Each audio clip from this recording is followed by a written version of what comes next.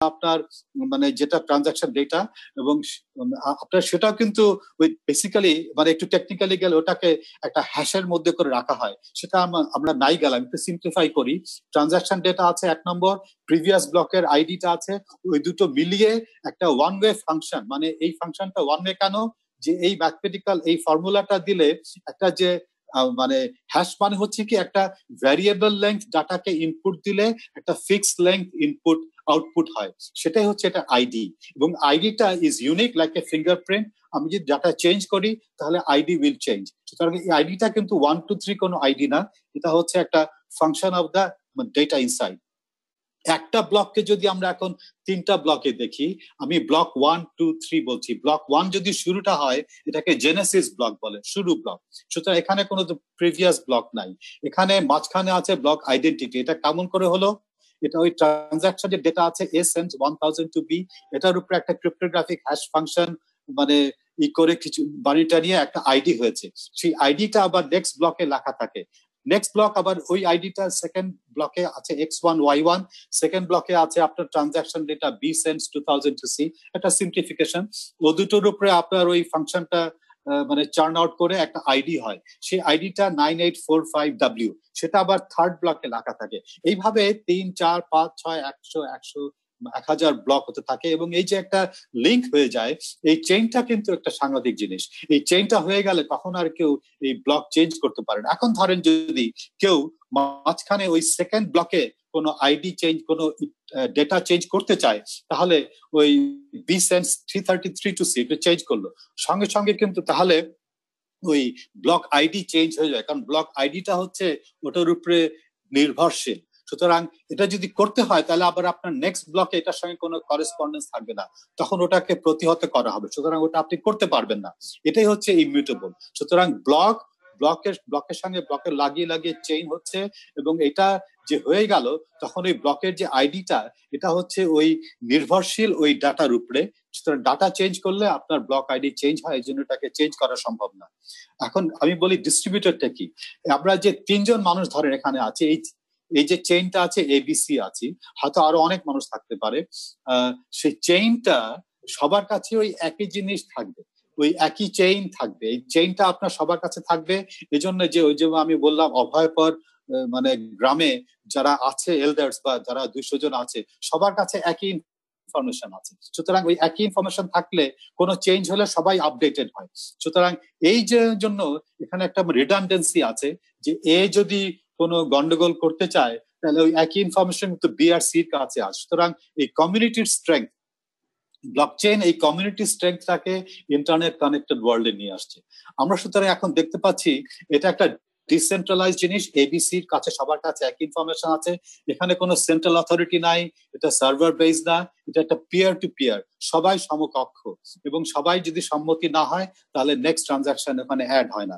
তাহলে ব্লকচেইনে ডাটা ব্লকে রাখা হয় এবং এগুলিকে একটা ইমপেনিট্রেবল চেইন, এই চেইনটাকে ভাগা বড় মুশকিল, মানে থিওরিটিক্যালি, প্র্যাকটিক্যালি এটা সম্ভব না। মানে থিওরিটিক্যাল হয়তো ভাগা যেতে পারে, নানান ধরনের ইস্যুস আছে, কিন্তু ব্লকচেইন, সুতরাং এটাকে আমি অনেক সময় বলি একটা একটা নোটারাইজড রিয়েল টাইম, মানে একটা নোটারাইজেশন অর্থ কি, আমার কাছে কিছু একটা ডকুমেন্ট আছে অরিজিনাল, আমি নোটারির কাছে নিয়ে গেলাম, সে ওটা দেখে সাইন করে দিল, এটা অরিজিনালের রেপ্লিকেট, কিন্তু আমি যদি ইনস্ট্যান্টলি নোটারাইজ করতে পারি আমাদের ট্রানজাকশন গুলি, সেটা কিন্তু ব্লকচেইন দেয়। তাহলে এখানে লেজারে যে সবার কাছে আছে, এখানে যে কোনো ইনফরমেশন এক জায়গাতে যখন লেজারে লিখিত হচ্ছে, ব্লকে চলে যাচ্ছে, এটা ইনস্ট্যান্টলি অ্যাগ্রিড, ইনস্ট্যান্টলি নোটারাইজড। তাহলে এখন এই সবকিছুর একটা মর্মটা কি, মানে আমার একটা এক্সপিরিয়েন্স আছে, যখন আমি ওই রহমান হক, উনি আমাদের একটা চার্টার্ড অ্যাকাউন্টেন্সি ফার্ম, তার আগে 52 মতিঝিল অফিসে ছিল, এখন তো তার অন্য জায়গায়, তারা ওই নানান ধরনের auditing of computer base accounting সিস্টেমের উপরে আলোচনা করতো। তা আমাকে বেশ কিছু সময় আমি ওখানে গিয়ে কিছু এরকম লেকচার দিয়েছি, তখন আমরা একটা জিনিস বলতে এখনো বলি, একটা ব্ল্যাক বক্স, কারণ অডিটিং এর কাজ হচ্ছে সিস্টেমের উপরে একটা কনফিডেন্স, আস্থা আনা, মানে ক্রেডল টু গ্রেভ, শুরু থেকে শেষ পর্যন্ত যে প্রসেসগুলি হচ্ছে সেগুলি ঠিকমতো হচ্ছে কি, তারপর যে একটা আস্থা আনতে পারি, তাহলে আমরা কিছু স্যাম্পল চেকটা করে আমরা বলতে পারি সিস্টেম ইজ ওকে। কিন্তু ব্লকচেইন আসার আগে ধরেন এই যে কম্পিউটারে আমরা একটা মানে বক্স দেখছি, সেখানে প্রোগ্রাম আছে, কিছু ডাটা আছে, আমরা জানিও না কেমন করে ওই ডাটাকে কে কি করছে, এবং আমরা শুধু মানে পোস্টমর্টেম দেখতে পারি। সুতরাং একটা ব্ল্যাক বক্স তখন আমরা ছিল, এবং ব্ল্যাক বক্স এখনো আছে। এখনো যারা ব্যাংক ট্যাঙ্কে অডিট করে, মানে বেসিক্যালি হয়তো আইটি অডিট দিয়ে কিছুটা তারা এদিক ওদিক অ্যাসুরেন্স চাই, কিন্তু এখনো আমরা কিন্তু ওই ব্ল্যাক বক্স নিয়েই কাজ করছি, যে ব্ল্যাক বক্সের ভেতরে কি হচ্ছে সেটা কিন্তু জানা বেশ মুশকিল। ব্লকচেইন এসে কিন্তু আপনাকে এটা একটা হোয়াইট বক্স তৈরি করে দেয়। কারণ আমি যদি as a layman, as a consumer আমি জানি যে আমার একটা ব্লকচেইন এনেবল ডাটাবেস আছে, তাহলে আমি জানবো যে এখানে কোনো ডাটা চেঞ্জ করা, ম্যানিপুলেট করা ইচ্ছাকৃত অনিচ্ছাকৃত এটা সম্ভব না। সুতরাং এই যে একটা সার্টেনটি দেয়, এটাই কিন্তু ব্লকচেইনের মাহাত্ম্য।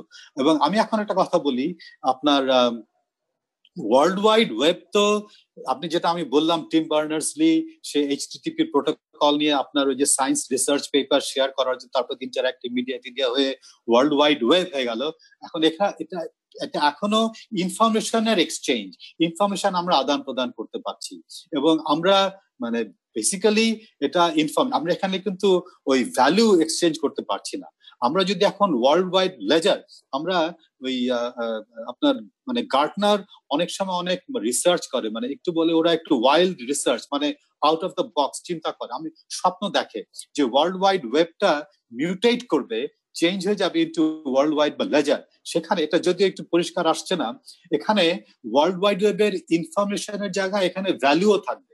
ভ্যালু মানে এই যে যে কোনো অ্যাসেট, টাকা পয়সা হতে পারে, যে কোনো ভ্যালু সার্টিফিকেট হতে পারে, আমার ইন্টেলেকচুয়াল প্রপার্টি রাইটস আছে কিনা সেটাও।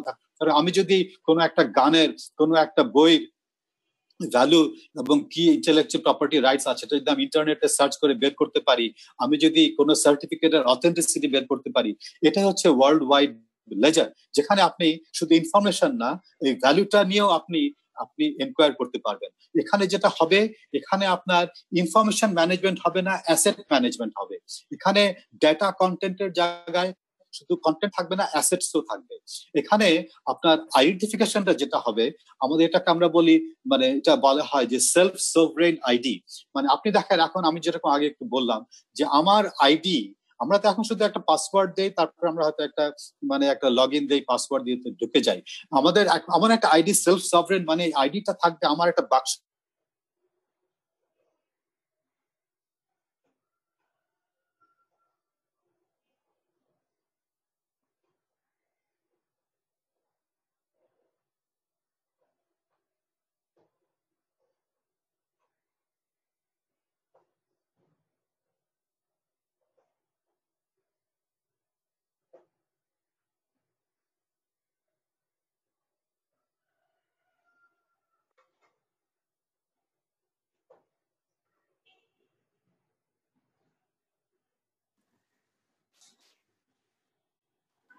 আমরা আপনাকে শুনতে পাচ্ছি না আতিক ভাই, আপনাকে আমরা শুনতে পাচ্ছি না। জি, আপনাকে আমরা শুনতে পাচ্ছি না। আবার শুনতে পাচ্ছেন না? না না না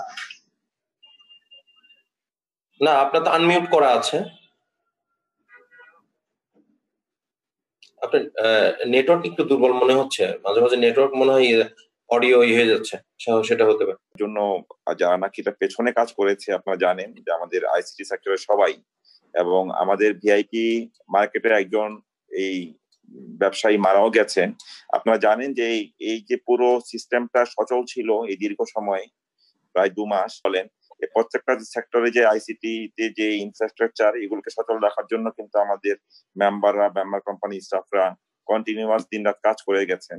তো আমরা এই করোনা ভাইরাসের সময় আমরা যেভাবে ডাক্তার, নার্স, পুলিশ বাহিনীকে আমরা ফ্রন্টিয়ারের সোলজার বলছি বা সম্মুখ যোদ্ধা বলছি, আমাদের মনে হয় যে আইসিটি সেক্টরে যারা কাজ করেছেন তারাও সম্মুখ যোদ্ধা, এবং এই কাজ করতে গিয়ে অনেকে অসুস্থ হয়েছেন। আমাদের ভিআইপি রোডে ভিআইপি মার্কেট একজন মারাও গিয়েছেন। তো আমি এই সবাইকে কম্পিউটার সমিতির পক্ষ থেকে ধন্যবাদ জানাচ্ছি যে তারা এই আমাদেরকে সচল রাখার জন্য। আর এখন যে টেকনিক্যাল প্রবলেমটা হচ্ছে, আমার মনে হয় আতিক রাব্বানী ভাইয়ের ঠিক আছে, এখন ঠিক আছে। জি জি, তারা শুরু করেন। আপনি আপনার অ্যাবসেন্স আমি কথা বলছিলাম। ধন্যবাদ। হ্যাঁ হ্যাঁ হ্যাঁ, না মানে আমি অনেক সময় আনমিউট হয়ে যাই, মানে মিউট হয়ে যাই। আচ্ছা ঠিক আছে, কথা বলছি। ওকে ওকে ওকে ওকে, আমি তাহলে only the host can, আচ্ছা এখন আমি শেয়ার কন্টেন্ট বলছি, only the host can share in this meeting. আমাকে একটু শেয়ার কন্টেন্ট করতে একটু পারমিট করে দেন। একটু জাস্ট দিচ্ছি, জাস্ট এ মোমেন্ট। হোস্ট বানিয়ে দাও ভাই, আতিক ভাই। হ্যাঁ, শেয়ার কন্টেন্ট, হ্যাঁ আমি স্ক্রিনে আসছি, শিওর, এক মিনিট।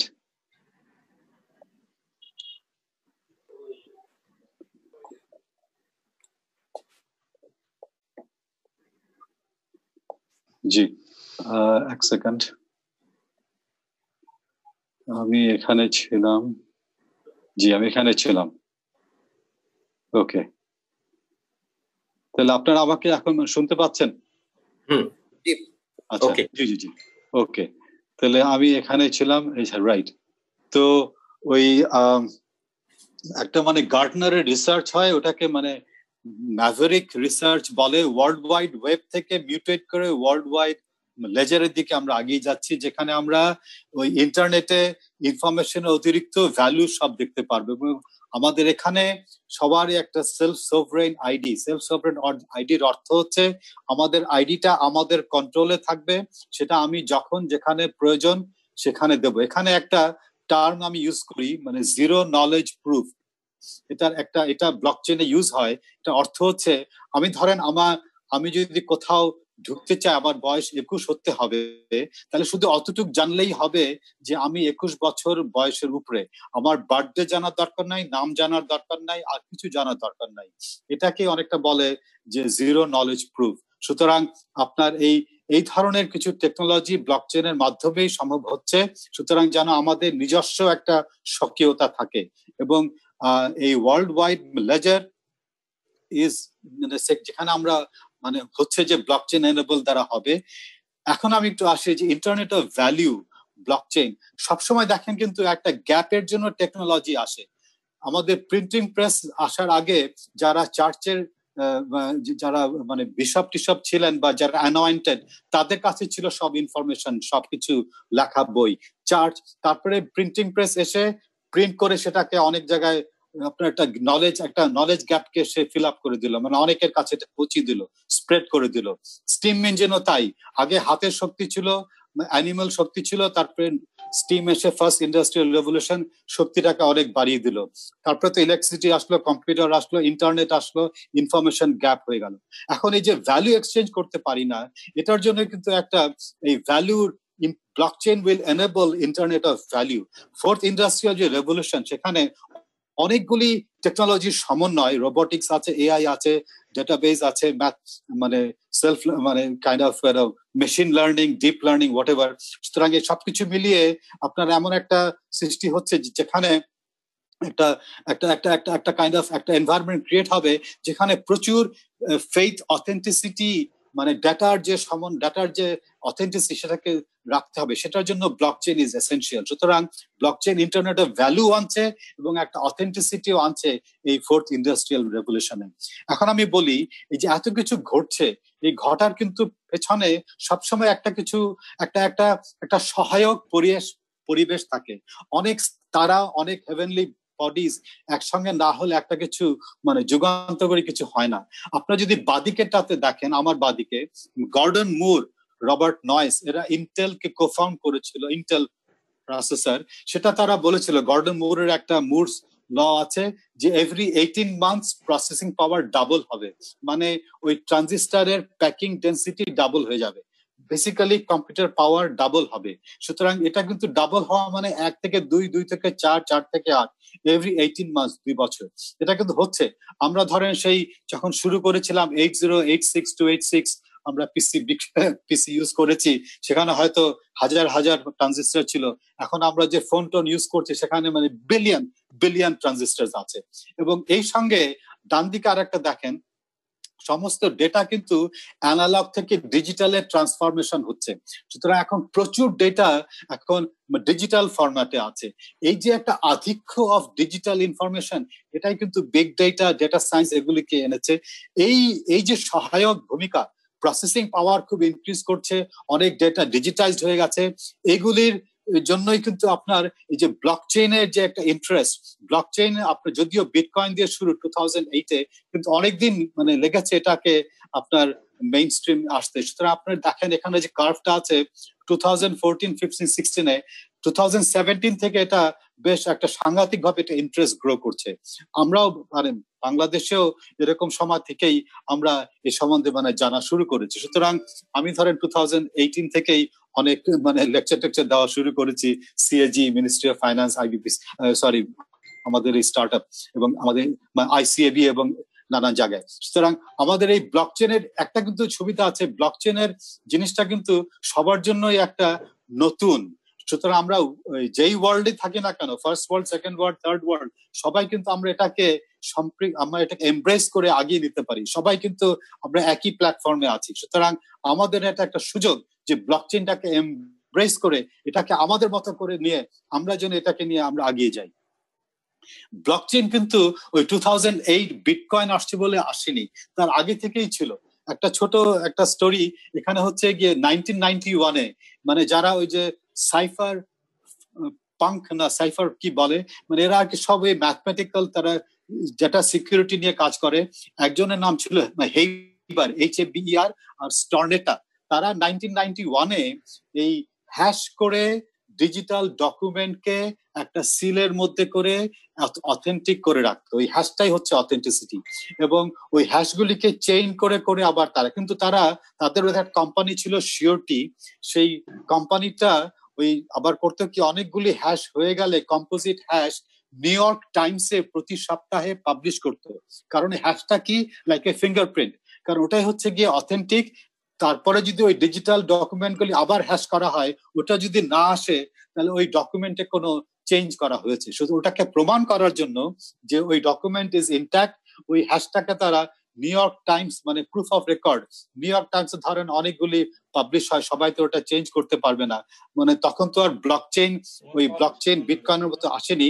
সুতরাং ওই হ্যাশটাকে নিউ ইয়র্ক টাইমসের ওই পত্রিকায় প্রতি সপ্তাহে প্রিন্ট করতে এখনো বোধহয় হয়। সেটাই ছিল ওদের প্রমাণ যে ওই ডিজিটাল ডকুমেন্টে কোনো চেঞ্জ হয়নি। ওটা একটা সিলের মতন।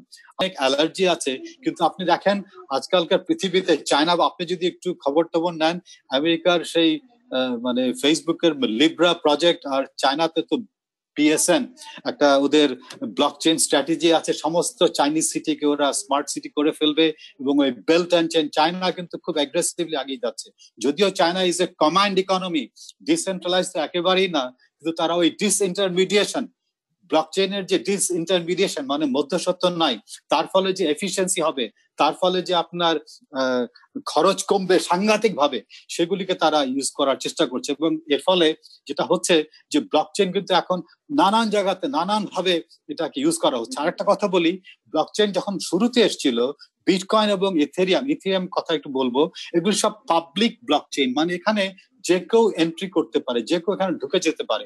পাবলিক ব্লকচেইনের মধ্যে কোনো রেস্ট্রিকশন নাই। আর এখন এই বিজনেস ওয়ার্ল্ডে যেটা হচ্ছে পারমিশন ব্লকচেইন, যেখানে আপনার এন্টারপ্রাইজ ব্লকচেইন, যেখানে আপনার ওই ধরো আমরা যদি আমাদের মিনিস্ট্রিতে এবং আমাদের সিএজিতে একটা ব্লকচেইন চেইন করতে চাই, এটা একটা পারমিশন ব্লকচেইন হবে। সমস্ত মিনিস্ট্রির হয়তো অ্যাকাউন্টিং ইনফরমেশন, সিএজি সবাই আমরা একে অপরের নোড হিসাবে থেকে একটা ক্লোজড ক্লাবের মতো থাকবো। সবার সম্মতি না হলে বা একটা মানে ব্যবস্থা না হলে ওখানে কোনো নতুন জিনিস আপডেট হবে না। সুতরাং এই পারমিশনলেস আর পারমিশন ব্লকচেইন, এই দুটোই কিন্তু এখন আগিয়ে যাচ্ছে। ব্লকচেইনের ইউজ কেস অনেক আছে, আপনার অ্যাকাউন্টিং থেকে শুরু করে গভর্নমেন্টে পাবলিক রেকর্ডস আছে, ল্যান্ড রেকর্ডস আছে, আমাদের বার্থস, আমাদের যা কিছু এখানে পাবলিক রেকর্ডস আছে সেটাকে সেফ কিপ করার জন্য মানে blockchain is essential. Financial services industry, bank tank বলেন, সাপ্লাই চেইন তো সাংঘাতিক ভাবে, কারণ সাপ্লাই চেইনে ওই যে আপনার দেখতে হয় যে হিস্ট্রি ঠিক আছে কিনা, আমাদের এই যে গার্মেন্টস এর যে শার্টটা হচ্ছে সেটা কি কোনো একটা লিগাল জায়গা থেকে তৈরি হচ্ছে কিনা, আপনি যে খাবার খাচ্ছেন, আপনি যে মাছ খাচ্ছেন, cyber security, digital identity, voting, intellectual property, গান লিখছে, বই লিখছে, কবিতা লিখছে, ইন্টেলেকচুয়াল প্রপার্টিকে মেনটেন করার জন্য এই ব্লকচেইন ইজ এসেনশিয়াল। এখানে ম্যানুফ্যাকচারিং, রিটেইল, মিডিয়া, মানে যেখানে আপনার রেকর্ডস আছে, যে রেকর্ডের আপনি অথেন্টিসিটি চান, যে রেকর্ডের আপনি সত্যতা চান, হিস্টোরিক্যাল সত্যতা চান, সেখানে কিন্তু ব্লকচেনের অবদান। সুতরাং অনেক জায়গাতে ব্লকচেনকে আপনি ইউজ করতে পারবেন।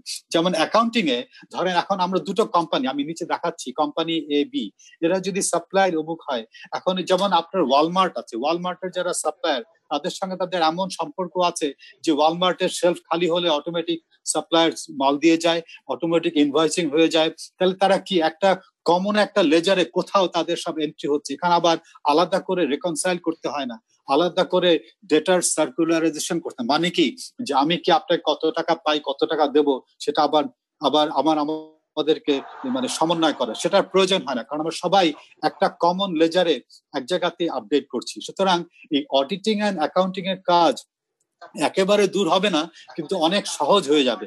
এবং এর ফলে আপনার এই আমাদের যে ট্যাক্স অথরিটিজ, অডিটরস, ব্যাংক, কোর্টস, যেমন একটু আগে বললেন যে আমরা যে কোর্ট, ভার্চুয়াল কোর্ট হতে পারে, জাজ হয়তো নাই, স্মার্ট কন্ট্রাক্টের মাধ্যমে যেগুলি বেশ মানে রিলেটিভলি সোজা জাজমেন্ট সেগুলি দিয়ে যেতে পারে, এগুলো তো হতেই পারে। সুতরাং আপনার এই ব্লকচেনের মানে সৌজন্যে আপনার অনেক কিছু খুব সহজ হয়ে যাবে। ইউজ কেসেস গভর্নমেন্ট, প্রতিটা গভর্নমেন্ট, মানে বাংলাদেশ তো এগিয়ে যাচ্ছে, ডিজিটাল বাংলাদেশ, আমাদের ব্লকচেন স্ট্র্যাটেজি হচ্ছে, ব্লকচেন আমরা খুবই খুশি যে ব্লকচেন আমরা এগিয়ে যাচ্ছি। এবং এটা চারিপাশে, ইন্ডিয়াতে হচ্ছে আপনার, আমাদের মানে সমস্ত, চায়না, তো সব জায়গাতে কিন্তু ব্লকচেন নিয়ে সবাই খুব এগিয়ে যাচ্ছে। এবং এখানে আমি কয়েকটা দেশের নামটা উল্লেখ করেছি, সাউথ কোরিয়া, এস্টোনিয়া, দুবাই, আপনার কিন্তু এটা ছাড়া অনেক দেশ আছে, ইউকে তে আছে, এবং নানান ধরনের অ্যাপ্লিকেশনও আছে। democracy.art, মানে ব্লকচেন কিন্তু is an ultimately democracy supporting, democracy preserving একটা টেকনোলজি, যেখানে ট্রু ডেমোক্রেসি আছে, যেখানে সত্যিকারের একটা ডেমোক্রেসি আছে, যেখানে সবাই মিলে আমরা একসঙ্গে কনসেন্ট না দিলে আগাবে না।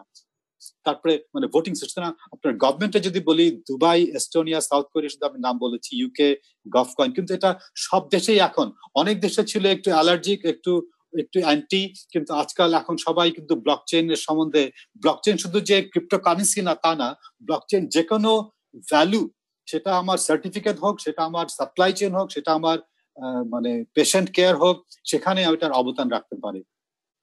ফাইন্যান্সিয়াল সার্ভিস, আমি এখানে একটু তাড়াতাড়ি যাবো, 4:30 বাজে। ফাইন্যান্সিয়াল সার্ভিসেস ইন্ডাস্ট্রি, মানে এখানে প্রচুর কস্ট রিডাকশন হবে, আপনার কোনো মধ্যস্বত্ব না থাকলে তো এটা হবেই। সুতরাং আপনার এই ব্যাংক, সুতরাং আমি যেটা মানে জবাবে বলেছিলাম, মানে আপনার এই মাঝখানের লোকগুলিকে আমরা যদি দূর করতে পারি, মানে দূর করা মানে না যে তাদেরকে দোষ, আমরা যদি ডাইরেক্ট একটা মাছ কিনতে পারি, ডাইরেক্ট আমরা করতে পারি, ডাইরেক্ট ট্রানজাক্ট করতে পারি, তাহলে তো আমাদের অনেক ভ্যালু অ্যাড হয়। এই যে যেমন ধরেন মানে ওয়েস্টার্ন ইউনিয়ন, এই টাকা পাঠাতে কত বিলিয়ন ডলার তাদেরকে ফিস দিতে হয়, তার মানে না যে তাদেরকে আমরা রাগ করে সরিয়ে দিচ্ছি, কারণ তারা অন্যভাবে এই ইকোনমিতে ভ্যালু অ্যাড করবে, যেটার কোনো মানে নাই, যেটা ফ্রিকশন বলি আমরা, সেটা কেন রাখবো? সুতরাং ফাইন্যান্সিয়াল সার্ভিস ইন্ডাস্ট্রি সাংঘাতিকভাবে ইউজ হচ্ছে এখানে। Trade finance, clearing and settlement, clearing settlement তো ব্লকচেনের থিওরিটিক্যালি তো লাগেই না, কারণ আমি যদি আপনাকে ক্যাশ টাকা দেই তাহলে তো কোনো ক্লিয়ারিং সেটেলমেন্ট লাগছে না, চেক দিলে লাগে। সুতরাং ব্লকচেন যদি ক্যাশ হয়ে যায়, ক্যাশ করে দেয়, তাহলে তো আপনার ক্লিয়ারিং সেটেলমেন্ট লাগছে না। ক্রস বর্ডার পেমেন্ট, এখানে আপনার একটা আমার রিপল নামে একটা ক্রিপ্টো আছে, যেটা বেশ ক্রস বর্ডার, মানে এটা বেসিক্যালি সিম্পল, আমি টাকা যদি রিপলে ট্রান্সফার করি, রিপল থেকে আবার ডলারে ট্রান্সফার করি, তাহলে ইনস্ট্যান্টলি আমি টাকা থেকে ডলার পেমেন্ট করতে পারছি, যদি সবাই এগ্রি করে, আমাকে এলসি করতে হচ্ছে না, অমুক টুমুক করতে হচ্ছে না। আচ্ছা, তো এই মানে ফাইন্যান্সিয়াল সার্ভিস ইন্ডাস্ট্রিতে এখানে 1, 2, 3 পয়েন্ট একই কথা, আমি কয়েকটা এক্সাম্পল দিয়েছি, আপনারা যারা একটু উৎসাহী অবশ্যই হবেন, আপনাদের একটু ভালোবাসা থাকতে হবে ফর টেকনোলজি, ভালোবাসা থাকতে হবে ফর নতুন টেকনোলজি। সেখানে এসিটিএল, ইউরোক্লিয়ার, এগুলি যদি আপনারা একটু দেখেন, এখানে গিয়ে দেখবেন যে তারা কি কাজ করছে, মানে এখন নতুন নতুন কোম্পানির নাম শুনবেন। সুতরাং এই ফাইন্যান্সিয়াল সার্ভিসেসে ব্যাংকরা, একটা ইসরায়েল ব্যাংক মাইক্রোসফটের সঙ্গে ব্যাংক গ্যারান্টি কেমন করে ম্যানেজ করা যায়, তারপরে বার্কলেস ব্যাংক ফ্রড টড এগুলি কেমন করে কমানো যায়, মার্স একটা শিপিং লাইন, ম্যারিন ইন্স্যুরেন্স কেমন করে আপনার ইটারনিটি, সেখানে স্মার্ট কন্ট্রাক্ট আমি যেটা বললাম, এটা একটা প্রোগ্রাম দ্বারা একটা এগ্রিমেন্ট, মানে আমি আপনাকে কিছু একটা দেব, আপনি আমাকে দেবেন, সেটা ওই প্রোগ্রামেই লেখা থাকবে। সুতরাং আমাদের কাউকে আর কোনো ম্যানুয়ালি কিছু করতে হবে না। ধরুন আমার যদি একটা টিম অফ প্রোগ্রামার্স থাকে, সবার কাছে স্মার্ট কন্ট্রাক্ট যদি তৈরি করা যায়, তাহলে কারোর সঙ্গে আমার কোনো কিছু ইন্টারঅ্যাক্ট করতে হবে না ম্যানুয়ালি, সবাই জানবে তার কি কাজ হয়ে গেলে they will be rewarded, awarded. সুতরাং এই জিনিসগুলি মানে সফটওয়্যার দ্বারাই আপনি চিন্তা করেন, এই যে যেমন মানে ব্যুরোক্রেটিক অনেক সিস্টেমস আমাদের কিছু সফটওয়্যার দ্বারা আমরা রান করতে পারবো, কিন্তু সফটওয়্যার দিয়ে রান করলে আমাদের একটা আস্থা পোষণ করতে হবে, আস্থার জন্য আমাদের ওই ব্লকচেন এনেবল ডেটাবেস লাগবে। আচ্ছা, সাপ্লাই চেনে তো অনেক ব্লকচেন, যেমন যেটা মানে একটু আগে বললেন যেমন ভাই, মানে বেট টু প্লেট অস্ট্রেলিয়া, আমি নাম্বার 4 এসে যাচ্ছি। মানে আমি মাছটা কি এমন জায়গা থেকে মানে আমি কি জাটকা মাছ ধরলাম কিনা, আমি কি মাছটা বড় হওয়ার আগেই ধরলাম কিনা, সেটা বলে exploitation of global fish stocks. আমি কোনো ইললিগাল জায়গা থেকে মাছ ধরলাম কিনা, এগুলি আমরা মানে বুঝতে পারবো যদি আমাদের ব্যবহার, আমাদের কালেকটিভ বিহেভিয়ারটা কিন্তু আমরা উন্নত করতে পারবো, এটা থ্রু নানান মিনস। সুতরাং আপনার ব্লকচেনের যে সাপ্লাই চেইন, সেটা কি ওষুধ হোক, সেটা কি আপনার এগ্রিকালচার প্রোডাক্টস হোক, সেটা কি আমার গার্মেন্টস হোক, সেখানে আমি সবকিছু দেখতে পারবো যেটা কোথায়। তাহলে সবাই যদি অবগত থাকে, তাহলে কেউ অন্যায় কাজ করতে পারবে না। সিম্পলি আমি যদি একা থাকি, আমি হয়তো একটা বস্তা টাকা পেলে আমি নিয়ে নেবো, কিন্তু আমি যদি একসঙ্গে থাকি তাহলে হয়তো নেবো না। কারণ কমিউনিটি আমাদেরকে ইথিক্যাল করতে সাহায্য করে, কমিউনিটি আমাদেরকে ভালো করতে সাহায্য করে। সুতরাং এই কমিউনিটি স্পিরিটটাই ব্লকচেনে আছে। আচ্ছা, সাইবার সিকিউরিটিতে এস্টোনিয়ার মানে সিটিজেন্স, আমি আবার এস্টোনিয়ার রেসিডেন্ট হয়ে গেছে, তার মানে না ওখানে আমি রিসাইড করতে পারবো, বাট আমি যে কোনো একটা আমার একটা কার্ড আছে, যেটা আমি যদি চাই এস্টোনিয়াতে আমি একটা অনলাইন কোম্পানি ওপেন করতে পারি। সেখানে কেএসআই নামে একটা সিস্টেম আছে। কেএসআই একটু বলি, আপনার এই ক্রিপ্টোগ্রাফিতে দুটো জিনিস আছে, একটা হচ্ছে হ্যাশ আর একটা হচ্ছে ডিজিটাল সিগনেচার। আপনার নিজের একটা হ্যাশ করলে, আপনার কিন্তু আমার পাসওয়ার্ডের হ্যাশ করলে ওই হ্যাশ কিন্তু কেউ আর মানে এটা একটা সিগনেচারের মতন। তো ওদের ওখানে কিলেস সিগনেচার সিস্টেম আছে, মানে ওরা হ্যাশ করেই আপনার সবাইকে আইডিটা দেয়, ওদের আবার মানে আলাদা কোনো কি লাগে না, এই জন্যই কিলেস বলছে। হয়তো আমি একটা সম্বন্ধে না বলি, কিন্তু গার্ড টাইম আপনার এস্টোনিয়ান সিটিজেন্সকে তারা নানান ধরনের তাদের জায়গায় হেলথ রেকর্ডস হোক, অমুক জায়গায় হোক, তারা তাদের আইডিটাকে সিকিউর করার জন্য এই গার্ড টাইম সাইবার সিকিউরিটি আপনার অ্যাপ্লিকেশন আছে। রেমে হচ্ছে গিয়ে একটা ডিসেন্ট্রালাইজ অথেন্টিকেশন সিস্টেম, এখানে কোনো লগ ইন পাসওয়ার্ড লাগে না, এটা ওই সার্টিফিকেট দ্বারাই হয়। সুতরাং আমি যেখানে একটু তাড়াতাড়ি যাচ্ছি, সুইজারল্যান্ডে একটা জায়গা আছে জুগ, তারা কিন্তু ওই মানে এই যে আপনার আইডি, মানে যে সোভরেন আইডি, এটা নিয়ে অনেক কাজ করছে। সুতরাং এখানেও আপনার আর এখন পৃথিবীতে আমরা ধরেন সবাই আছি, আমরা ভার্চুয়ালি কানেক্টেড, আমরা ফিজিক্যালি প্রক্সিমিটিতে নাই, ভার্চুয়াল প্রক্সিমিটিতে আছি। কে আমার রিয়েল আইডেন্টি কি সেটা তো জানা দরকার, এই জন্য কিন্তু ব্লকচেন ইজ এসেনশিয়াল। হেলথ কেয়ারে দুটো জিনিস, একটা হচ্ছে পেশেন্টের ব্যাপার, হসপিটালের অ্যাডমিনিস্ট্রেশনের ব্যাপার, আর একটা হচ্ছে গিয়ে মানে এই যে ফার্মাসিউটিক্যাল মেডিসিনের ব্যাপার। সুতরাং পেশেন্ট কেয়ার কি, যে এখন যে আমাদের যে কোভিড-19 হচ্ছে, যে কোথায় কি ডাটা আছে, ডিজিজ, সারা পৃথিবীতে আউটব্রেক অফ ডেটা, এগুলি কিন্তু আমাদের জানা দরকার এবং এগুলিকে আমাদেরকে রক্ষা করা দরকার। কারণ এগুলি আমাদেরকে পরবর্তীকালে এআই দিয়ে আমরা এইসব প্যাটার্ন দেখে নানান কিছু করতে পারবো। আপনার এখনই কিন্তু এআই এই যে আপনার ভ্যাকসিন তৈরি করার জন্য নানান ভাবে মানে ইউজ করা হচ্ছে বায়োটেকের। কারণ কি, বিগ ডেটা অমুক আছে, আর এআই তো ধরেন যা কিছু করতে পারে একটা মানুষ। আমরা যদি ক্লিনিক্যাল হিউম্যান ট্রায়াল করতে চাই, 100 জন 1000 লোক, কত বছর লাগবে, তার কি হলো না হলো, তারা কিন্তু এগুলো সব সিমুলেট করতে পারে। তো এই যে ডেটা, এই হেলথে কিন্তু সাংঘাতিক ভাবে ডেটার প্রয়োজন আছে। এই ডেটাকে অথেন্টিসিটি দেওয়ার জন্য মানে ব্লকচেনের কোনো বিকল্প নাই। এবং সুতরাং জেম সিম্পলি ভাইটাল হেলথ, এটাও আপনার ওই হেলথ রেকর্ড, মানে কানেক্টিং কেয়ার হেলথ নেক্সাস, মানুষ যখন হসপিটাল থেকে চলে আসে ওই পেশেন্টের রেকর্ড এসব রাখার জন্য। মেডরেক হচ্ছে গিয়ে ওই অথেন্টিকেশন ও কনফিডেন্সিয়ালিটি অফ মেডিকেল ডেটা। সুতরাং এই মেডিকেল ডেটা ইজ সাংঘাতিক জিনিস, কারণ এটা খুব পার্সোনাল, এটা খুব কনফিডেন্সিয়াল। এবং দেখেন আজকাল যে আপনার এই যে অনেকগুলি অ্যাপ ট্যাপ হচ্ছে না, যারা ব্লুটুথ দিয়ে আমার কি কোভিড-19 হলো কিনা তাহলে পরবর্তীকালে দেখতে পাবে আমি কার কাছে কাছে হেঁটে গেলাম। সুতরাং এটাকেও তারা আবার ওই প্রিজার্ভ করবে প্রাইভেসি। সুতরাং ব্লুটুথ দিয়ে তারা হয়তো একটা হ্যাশ পাঠিয়ে দেয়, আমার ফোন নাম্বার পাঠায় না। সুতরাং আমি যদি হেঁটে যাই এবং আমার যদি কোভিড আল্লাহ না করুক না হয়, তাহলে আমার যে চারপাশে আছে তারা যদি জানে যে আমি একজন কোভিড-19 পেশেন্টের পাশ দিয়ে গিয়েছিলাম, তো তাদেরকে তারা অ্যালার্ট করতে পারবে, তারা টেস্ট করতে পারবে। সুতরাং এই ধরনের জিনিস এখন সুতরাং আপনি যেখানে আপনি আমার মোদ্দা কথা হচ্ছে যে ডেটা আমাদের লাগবে, সেই ডেটাটাকে অথেন্টিসিটি দেওয়ার জন্য একটা সিস্টেম লাগবে, সেখানেই ব্লকচেনের অবদান। আর এই ম্যানুফ্যাকচারিং ইন্ডাস্ট্রিয়ালে আপনার এই সাপ্লাই চেইন বেসডই প্রভেনেন্স তো আমি বললাম প্রুফ করতে হয় ঠিক আছে কিনা। ইন্ডিয়াতে জিও কয়েন, এটা রিলায়েন্স ইন্ডাস্ট্রিজ তারা করছে। সুতরাং স্কু চেইন, ব্লক ভেরিফাই, আপনার লাস্টের যে দুটো আপনার ব্রুকলিনে, আমার যদি বাসায় ছাদের মধ্যে সোলার সেল থাকে এবং আমরা যদি একই পাড়ায় অনেকে থাকি, একই শহরে থাকি, আমার যদি এক্সট্রা কোনো সেল থাকে, আমরা যদি কানেক্টেড হয়, আমরা একে অপরকে সেল করতে পারি, কোনো মধ্যস্বত্ব লাগবে না, কোনো মাঝখানে কাউকে লাগবে না। সেরকম আমার যদি এই কম্পিউটারে হার্ড ড্রাইভ স্পেস থাকে, আমরা যদি সবাই কানেক্টেড থাকি, তাহলে আমাদের এই ক্ষুদ্র ক্ষুদ্র স্পেস গুলিকে নিয়ে আমরা সেটাকে অন্যভাবে ইউজ করতে পারি।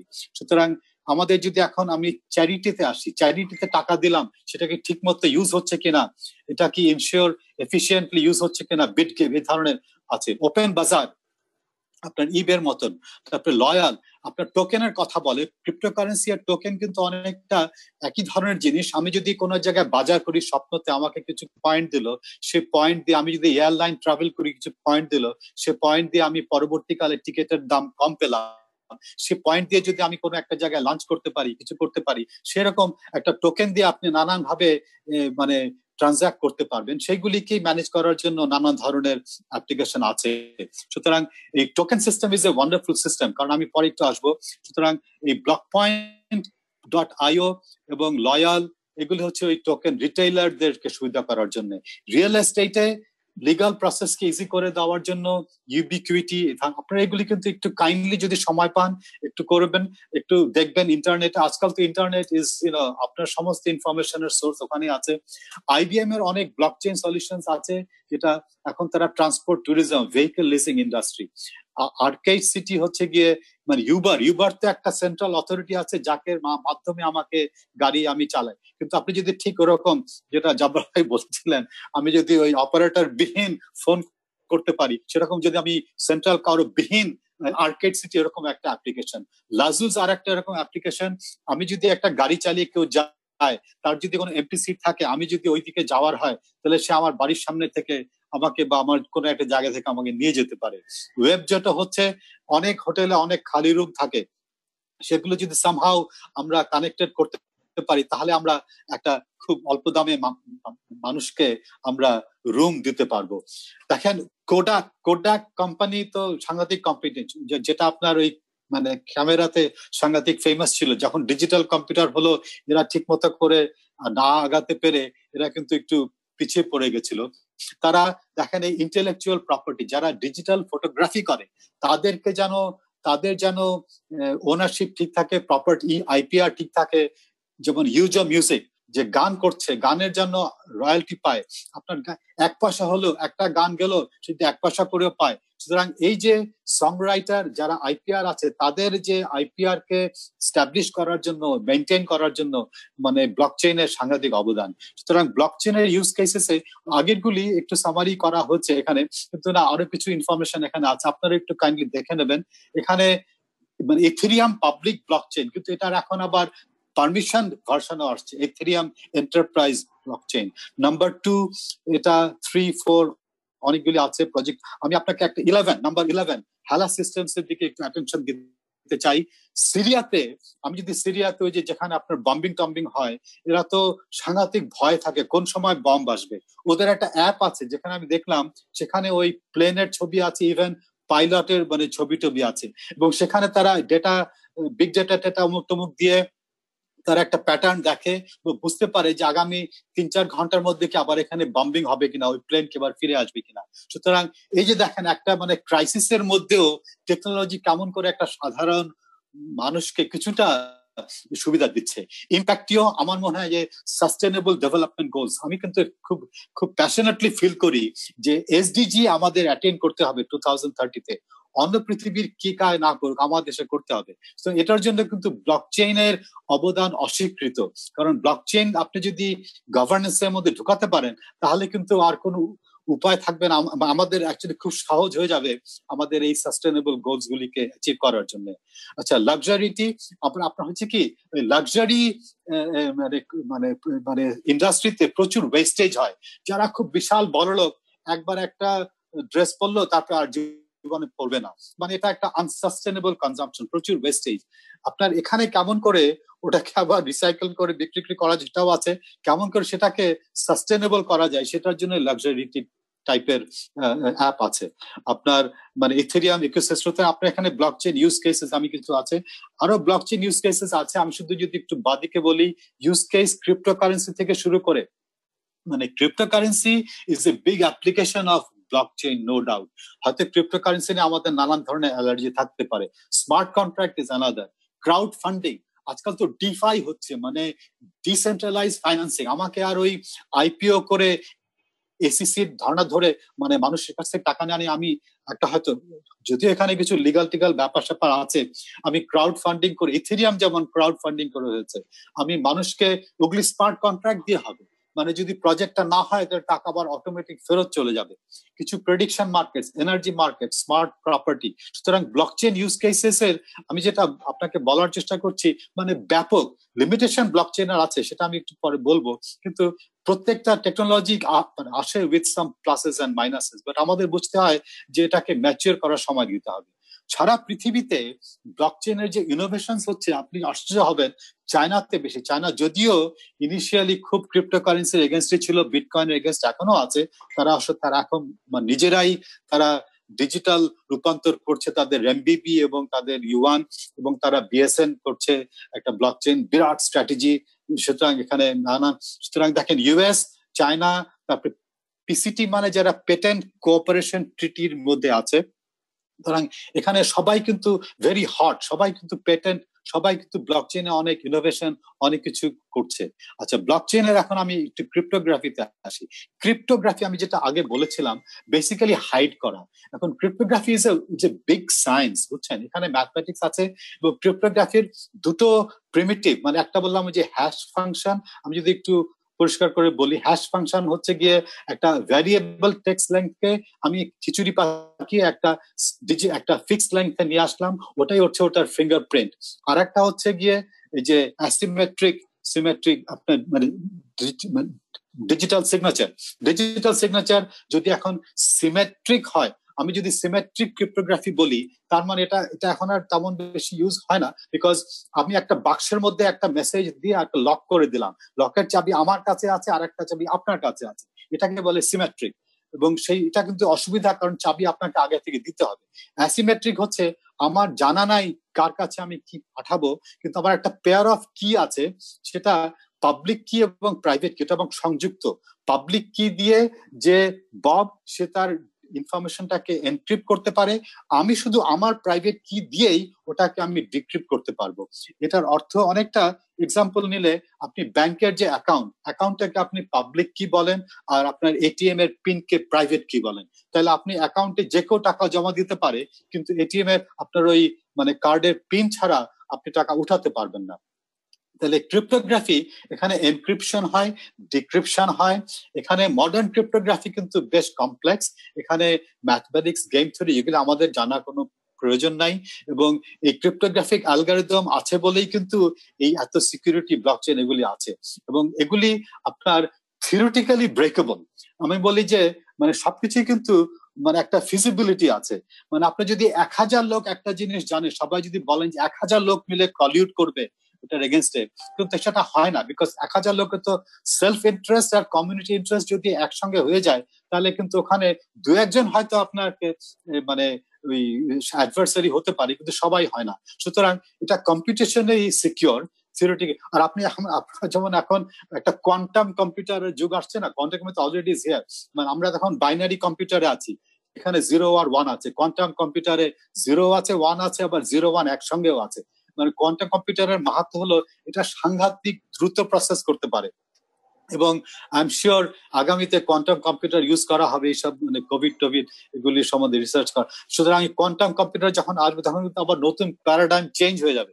কিন্তু সুতরাং অনেক ক্রিপ্টোগ্রাফি আছে আবার কোয়ান্টাম সেফ, মানে তারা কোয়ান্টাম কম্পিউটারকেও মানে চ্যালেঞ্জ করছে, সেটাও এটাকে ব্রেক করতে পারবেন না।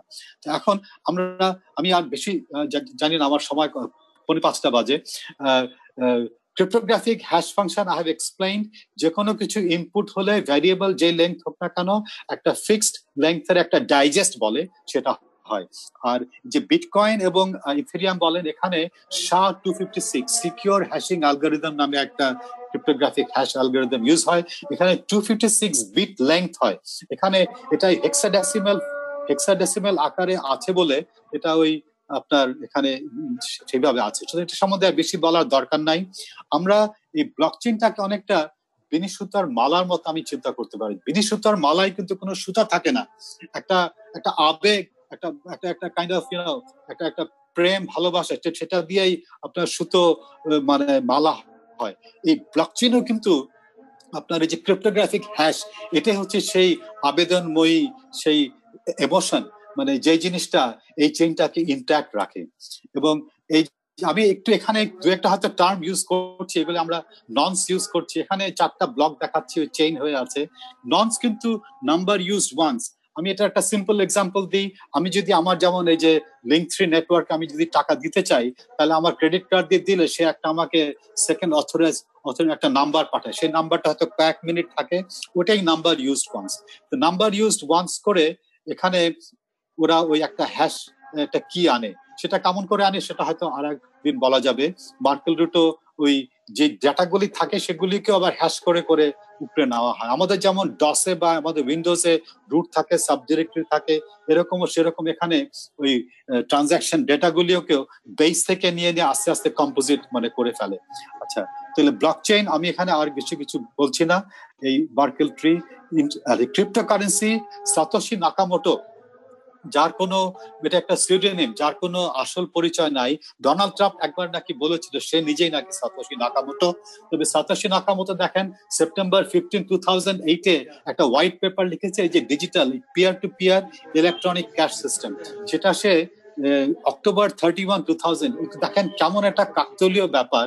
লেম্যান ব্রাদার্স 158 বছরের কোম্পানি, মানে সেন্ট্রালাইজ সিস্টেমের একটা গড, সেটা কখনো ভেঙে যাবে এটা একটু আশা করতে পারিনি। কিন্তু ওটার ভেতরে রট হয়েছিল। সেন্ট্রালাইজ হলে যা হয়, মানুষ ইচ্ছাকৃত অনিচ্ছাকৃত ভাবে হোক নানান ধরনের ম্যানিপুলেশন শুরু হয়ে যায়।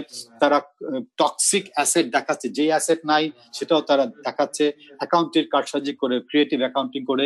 সেটা কলাপস করলো সেপ্টেম্বর 15, 2008। তাদের যারা শেয়ার হোল্ডার ছিল তাদের কিন্তু সবাই খুব ক্ষতিগ্রস্ত হলো। তার কিছুদিন পরেই উনি এই ব্লকচেইন বেসড আপনার যে বিটকয়েনের হোয়াইট পেপারটা মানে লিখলেন। এবং সেই বিটকয়েনের হোয়াইট পেপারটা হচ্ছে গিয়ে একটা glow in the system of centralisation. সুতরাং দেখেন, একটা নাম না জানা লোক, সে কোনো একটা রিসার্চ গ্রুপ থেকে আসে নাই, সে হয়তো একটা বেশ এক বা একাধিক ছেলে বা মেয়ে, আমি জানি না থেকে। সুতরাং এই যে বিটকয়েনটা এসছে, সুতরাং এটা কিন্তু তখন তখন অতটা বেশি অ্যাপিল হয়নি। পরবর্তীকালে দেখলো এটার যে আন্ডারলাইন টেকনোলজি ব্লকচেইন, এটা নানান অ্যাপ্লিকেশন আছে। সুতরাং এই বিটকয়েন, আমি অনেক সময় একটু বলি যে এই যে লিডার, সে কিন্তু নিজেকে আর রাখলো না, সে একটা কমিউনিটি ডেভেলপ করে, কমিউনিটিকে স্ট্রেংথেন করে নিজে হারিয়ে গেল। এটা লাউজুর মতন। Leader is best when people barely know he exists. When his work is done, his aim fulfilled, they will say we did it ourselves. মানে লিডারের কাজ হচ্ছে কমিউনিটিকে এম্পাওয়ার করা এবং কমিউনিটি যেন পরে ফিল করে এটা আমাদেরই কাজ ছিল। এই যে বিটকয়েন হলো, সেটার একটা ম্যাগাজিন ছিল, সে ম্যাগাজিনের পাবলিশার ছিল এই ভদ্রলোক ভিটালিক বুটেরিন। সে 19 বছর বয়সে সে ইথেরিয়াম নামে নিয়ে আসলো, মানে ওটা প্রায় কয়েক বছর পরে সে ওই বিটকয়েনের ম্যাগাজিন সে লিখতো নানান কিছু লিখতো। ইথেরিয়াম আর বিটকয়েনের মধ্যে পার্থক্য হলো, বিটকয়েন হলো একটা বিটকয়েন অ্যাসেটকে ট্রান্সফার করে ইন দ্য চেইন, আর ইথেরিয়াম একাধিক অ্যাসেট। ইথেরিয়ামও আছে একটা ক্রিপ্টোকারেন্সি, আর ওখানে সে নতুন করে স্মার্ট কন্ট্রাক্ট দিল, মানে আপনার ওই চেইনে কোড এমন করে লেখা হয়ে যাবে যেটা কেউ আর চেঞ্জ করতে পারবে না। আমার সঙ্গে যদি আপনার একটা এগ্রিমেন্ট হয়, সেটা যদি আমরা এগ্রি করি, ওই এগ্রিমেন্টটা ওখানে পাকা হয়ে যাবে ও সেটা ব্লক চেইনে রেকর্ডেড হয়ে যাবে। তার মানে আপনি এখন একটা সিস্টেম করতে পারেন, একটা ওয়ার্ল্ড কম্পিউটার, যেখানে আপনি ভ্যালু এক্সচেঞ্জ করতে পারছেন, আবার একে অপরের রিলেশনশিপও মেনটেন করতে পারছেন। সুতরাং এই ইথেরিয়ামটা কিন্তু এখন বেশ আলোড়ন। এটা অনেক কিছু, এখানে পেছনে অনেকেই আছে। এগুলি সবগুলি ধরেন অনেক মিউটেশন হচ্ছে, মানে এগুলিতে আপনার অনেক চেঞ্জ হচ্ছে, কিন্তু ওই বেসিক জিনিসটা যেটা ব্লক চেইনের ছিল সেটা নিয়েই আগাচ্ছে, মানে একটা ডিসেন্ট্রালাইজেশন, ইমিউটেবিলিটি এবং ডিস্ট্রিবিউটেড। তো আমি এটা আগেও বলেছি, বেশি আর বলার দরকার নাই। ব্লক চেইন হচ্ছে ইজ লাইক ক্যাশ ট্রানজাকশন, এখানে ডিস্ট্রিবিউটেড লেজার টেকনোলজি আছে।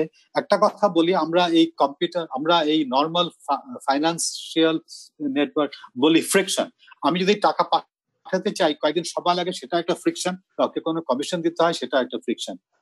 ব্লকচেন হলে হয়তো বিটকয়েনে কিছু হয়তো আপনার টাকা পয়সা খরচ হয় সামান্য, কিন্তু এটা অনেক কম, কিন্তু এই ফ্রিকশনটা নাই। সুতরাং এই টাকা পাঠাতে গেলে, যেমন আমি বলেছিলাম ওয়েস্টার্ন ইউনিয়ন তাদের, সুতরাং আমি এখন 4:51 বাজে, এখানে একটু টেকনিক্যাল ব্যাপার হতে পারে। প্রুফ অফ ওয়ার্কটা হচ্ছে, যদি আপনার এটা নাম শুনে থাকবে, একটা কাজ করে প্রমাণ করতে হবে যে আমি এই মানে এটা ভ্যালিডেট করার, মানে আপনার বিটকয়েনে হচ্ছে কি অনেকগুলি নোড আছে যারা যে কোনো নতুন ব্লক হলে সেটাকে অথেন্টিক করার কম্পিটিশনে লেগে যায়। তাদেরকে একটা দৌড় মারতে হয়, সেই দৌড়ে যে ফার্স্ট হয় সে ওটাকে অথেন্টিকেট করলে, ব্লক হলে সেই ব্লকটা চেইনে অ্যাড হয়, এবং সেই ব্লকটা চেইনে অ্যাড হলে সে কিছু রিওয়ার্ড পায়, তখন কিছু নতুন বিটকয়েন হয়।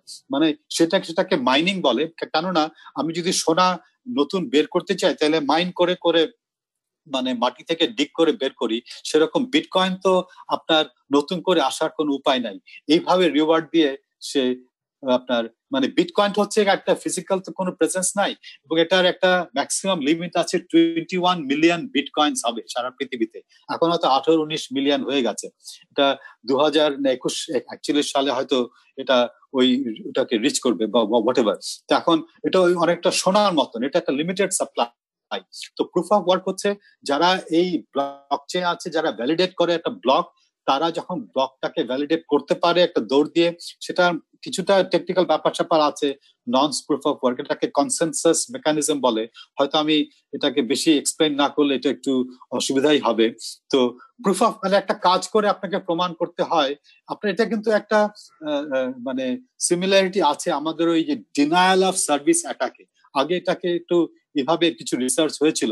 আমি একটাকে ইমেইল আপনাকে পাঠাতে পারি, আমার যদি কিছু সিপিইউ সাইকেল খরচ হয়, কিছু খরচ হয়, 1 পয়সা খরচ হয়, তাহলে আপনাকে আমি 1 মিলিয়ন ইমেইল পাঠাতে বিরত থাকবো। সুতরাং এই ডিনায়াল অফ সার্ভিসও এই প্রুফ অফ ওয়ার্কের কনসেপ্টটা ছিল।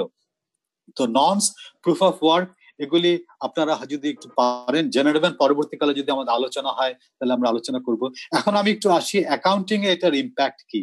মানে অ্যাকাউন্টেন্টদের, অডিটরদের চাকরি চলে যাবে না। আমি যখন আইসিতে বলি, আমাদের কাজ হয়তো আর একটু উপরে লেভেলে চলে যাবে। আমরা যেমন বেসিক যে কাজগুলি করছি, কম্পিউটারাইজেশন মানেই তো আপনার মানডেন কাজগুলিকে আমরা কম্পিউটার দ্বারা করতে পারি, আমরা স্প্রেডশিট দিয়ে করতে, আমরা সফটওয়্যার দিয়ে করতে পারি, আমরা মানে ইআরপি দিয়ে করতে পারি। সুতরাং ব্লকচেইনের সঙ্গে অ্যাকাউন্টিং এর টেকনোলজি হচ্ছে যে আমাদেরকে এই ব্লকচেইন বা টেকনোলজিকে পার্টনার হিসাবে চিন্তা করে আগে যেতে হবে। আমাদের হয়তো ধরনটা চেঞ্জ হবে। আচ্ছা, এই ব্লকচেইন কিন্তু এই যে custodian of integrity of electronic files, আমাদের ধরেন যত ল্যান্ড রেকর্ডস আছে, সেই ল্যান্ড রেকর্ডস যদি আমরা একটা হ্যাশ করে কোথাও রাখতে পারি, মিনিমাম, হয়তো ব্লকচেইন অত ফুল ব্লোন অ্যাপ্লিকেশন হলো না, কিন্তু আমরা ওই সেই হেইবার আর স্টর্নেটার মতন সেই আদিকালের 1991 নিউ ইয়র্ক টাইমসে যে ওরা একটা হ্যাশ পাবলিশ করতো, তাহলে আমরা পরবর্তীকালে যদি কোনো হ্যাশ করি, তাহলে বুঝতে পারবো যে আমার ডিডে কোনো চেঞ্জ হয়েছে কিনা, কোনো ম্যানিপুলেশন হয়েছে কিনা। তো এই ধরনের জিনিসও করা সম্ভব। আচ্ছা, লুকা পাকিওলি যারা অ্যাকাউন্টিং এর ফিল্ডে আছেন, সে একজন ভিক্ষুক ছিলেন। বেসিক্যালি ওই সময় তাদের ওই ফ্রায়ার বলা হতো, মেন্ডিক্যান, তাদের কোনো পজেশন ছিল না, কিন্তু তারা খুব জ্ঞানীগুণী ব্যক্তি। সে লিওনার্ডো ডা ভিঞ্চির টিচার ছিল। সেই প্রথমে ডাবল এন্ট্রি লেজার নিয়ে আসেন। ডাবল এন্ট্রি লেজারটা আগে ওই পেপার হোক, স্টোন হোক, পরবর্তীকালে আপনার এই খাতা হোক, আমাদের স্প্রেডশিট হোক, এটা এসএপি হোক, আর ওরাকল ফাইন্যান্সিয়ালস হোক, ইআরপি হোক, ওই ডাবল এন্ট্রি লেজারই আছে। কিন্তু এই ডাবল এন্ট্রি লেজারের সমস্যা হয়ে গেছে কি, এটা যার যার কাছে থাকে এবং পরবর্তীকালে 1 বছর পরে অডিটর এসে audit true and fair view দেখে, এর মাঝখানে এই ম্যানেজমেন্ট নানান ধরনের কাজ করে ফেলতে পারে। সেজন্য খুব নামকরা কোম্পানিও তোশিবা, সত্যম, lemon brothers, AIG, WorldCom, টাইকো, Enron, এরা কিন্তু এইসব অ্যাকাউন্টিং এর ঘোর প্যাচ করে নানান ধরনের ইচ্ছাকৃত অনিচ্ছাকৃত সবকিছু মিলিয়ে তারা নানান ধরনের উল্টাপাল্টা কাজ করেছে। রিলায়েবিলিটি অফ ডেটা নিয়ে সমস্যা, কিন্তু এই রিলায়েবিলিটি ডেটা যখন আমরা রিলায়েবিলিটি ওর উপরে রাখতে পারছি না, তখন আমাদের এই ব্লকচেনের কথা আর কি মনে হয়। সুতরাং এই ডাবল এন্ট্রি লেজারটা এখন will give way to a shared ledger, যেখানে একটা ওপেন লেজার থাকবে। ওপেন লেজার মানে না যে আমাদের সবকিছুই ওপেন করতে হবে, যতটুকু আমরা ওপেন করতে পারি সেটা আর একদিন আলোচনা করা যাবে, পারমিশন চেইনের মানে ব্যাপারটা। এবং এই ওপেন লেজারটা সবার কাছে রেপ্লিকেটেড থাকবে। সুতরাং এখন আমরা বলতে পারি আমাদের সাতোশি নাকামোটো যেমন ছিল আমাদের ফাদার অফ ডাবল এন্ট্রি আপনার লেজার, এখন এই সাতোশি নাকামোটো হচ্ছে আমাদের এই নতুন ডিস্ট্রিবিউটেড লেজার টেকনোলজির মানে হোতা। সুতরাং এখন আমরা ওই ডাবল এন্ট্রি লেজার থেকে এই, কারণ এখানে আপনার একটা টেকনিক্যাল ব্যাপার আছে, একটা থার্ড এন্ট্রি হতে হয়, ডাবল এন্ট্রি 2 এন্ট্রি হয়, সেটা নিয়ে আলোচনা নাই করলাম। এখন দেখেন এই আগামীতে আমি আইসিবি বলেছি আপনাদের এখন জবস মানে অফকোর্স আপনাকে কম্পিট করতে হবে with AI, with robots and others. সুতরাং আপনাকে বুঝতে হবে এদেরকে আপনি অ্যাডভার্সারি ভাবলে হবে না, আপনাকে টার্ন করতে হবে as a financial interpreter, innovators, auditors কে হয়ে যেতে হবে সিস্টেম অপটিমাইজার, ইনোভেটরস। এটা কি কোনো থ্রেট না অপরচুনিটি? আমাদেরকে এটা অপরচুনিটি ভেবেই আগাতে হবে। সুতরাং এটা কিন্তু খুবই ইজি টু আন্ডারস্ট্যান্ড যে আপনার টেকনোলজি যেটা ভালো করতে পারে সেখানে আমাদের মাথা গলিয়ে লাভ নাই। আমরা যেখানে আমাদের ক্রিয়েটিভিটি নিয়ে আগাতে পারবো, কাজ করতে পারবো সেখানেই। এখন এআইটিআই হয়ে এমন অবস্থা হয়ে গেছে যে ক্রিয়েটিভিটির জায়গাতেও তারা হানা দিচ্ছে। সুতরাং আপনার এই ফুল অডিটস ইজ এ রিয়েলিটি। অনেক সফটওয়্যার আছে একদম ফুল অডিট করে দেয়। সুতরাং অডিটর কি একেবারে থাকবে না? থাকবে, কিন্তু আপনার ওই অডিটরকে খুব সুপারভাইজারি ইনসাইট এবং মানে দিয়ে তাকে অনেক ফোরসাইট দিয়ে কাজ করতে হবে। তাহলে ব্লকচেইন আমি এটা সিএজিবি তে প্রেজেন্ট করেছিলাম, তাদের আমি ওই ওয়েবসাইট থেকে কিছু পাবলিক ইনফরমেশন নিয়েছিলাম। তারা যেটা চায় এই তারা সিএজিবি সমস্ত মিনিস্ট্রি মিলে যদি একটা চেইন করে ইজিলি এই কাজগুলি তারা করতে পারে। এবং তাদের ওখানে আমি কিছু ওই দেখেছিলাম কি কি আপত্তি থাকে, এগুলিও পাবলিক ইনফরমেশন। এই আপত্তিগুলি খুবই ইজিলি স্মার্ট কন্ট্রাক্ট দিয়ে এটা মানে অ্যাবলিশ করা যায়। সুতরাং এই সিএজিবি তে আপনার এই যে রুলস এন্ড প্রসিজার যেগুলি খুবই সাধারণ মানডেইন ফলো করা হয় না, বা যখন দেখে তার অডিট রিপোর্ট এইসব, এগুলি কিন্তু এত সময় দেওয়ার কোনো প্রয়োজন নাই। সুতরাং আমি ওই অডিটিজ এবং সিএজিবি যত মিনিস্ট্রি আছে বলেছিলাম আপনারা যদি একটা জিনিসকে আমাদের নিজেদেরকে কিন্তু বুঝতে হবে, আমাদের নিজেদেরকে জানতে হবে। আমি কিন্তু একেবারে বিশ্বাস করি যে আমাদের নিজস্ব যদি হোমওয়ার্ক আমরা ঠিক মতো না করি, নো ম্যাটার হোয়াট, আমরা বাইরের মানুষকে নিশ্চয়ই কনসালটেন্ট আসবে, তাদের সাহায্য নেব, we will have to associate করবো with people who know more, কিন্তু আমাদের নিজেদেরকে পাওয়ারফুল এম্পাওয়ার্ড হতে হবে। এবং আমি এফআরসি তেও এরকম একটা প্রেজেন্টেশন দিয়েছিলাম, সেখানেও বলেছি যে এফআরসি তে এখন ধরেন আমাদের যত চার্টার অ্যাকাউন্টেন্সি, কস্ট ম্যানেজমেন্ট, তারপরে গভর্নমেন্ট, কর্পোরেট সবাইকে নিয়ে একটা কাইন্ড অফ একটা টিম করতে হবে, যেন আমরা বুঝতে পারি আমাদের তো উদ্দেশ্য না একে অপরকে ধরা, উদ্দেশ্য যেন আমরা হেলথি কর্পোরেট করতে পারি। হেলথি কর্পোরেট হলে হেলথি ইকোনমি হবে, হেলথি ইকোনমি হলে হেলথি বাংলাদেশ হবে। তাহলে বাংলাদেশে আমাদের এই ইকুইটি আনার জন্য, সমতা আনার জন্য, গুড গভর্নেন্স, ডেমোক্রেসি ঠিকমতো আনার জন্য ব্লকচেনের কলিংকে আমাদেরকে সাদরে সম্বোধন জানাতে হবে।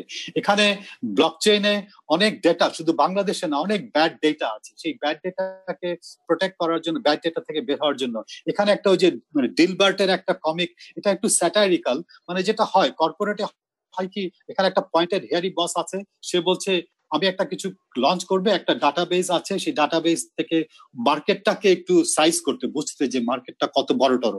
যে টেকনিক্যাল লোক সে বলছে ডাটা ইজ রং, সে বলছে তাহলে আরেকটা সিপস ডাটাবেস ইউজ করো, বলে ওইটাও রং।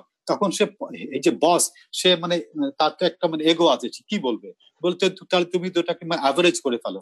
আমি যেটা বলছি আমাদের কর্পোরেট ওয়ার্ল্ডে সারা পৃথিবীতে এই মানে মানুষের তো কগনিটিভ লিমিটেশন আছে, আমাদের কিছু লিমিটেশনের জন্য আমরা অনেক সময় ভুল সিদ্ধান্ত নেই, ভুল কাজ করি।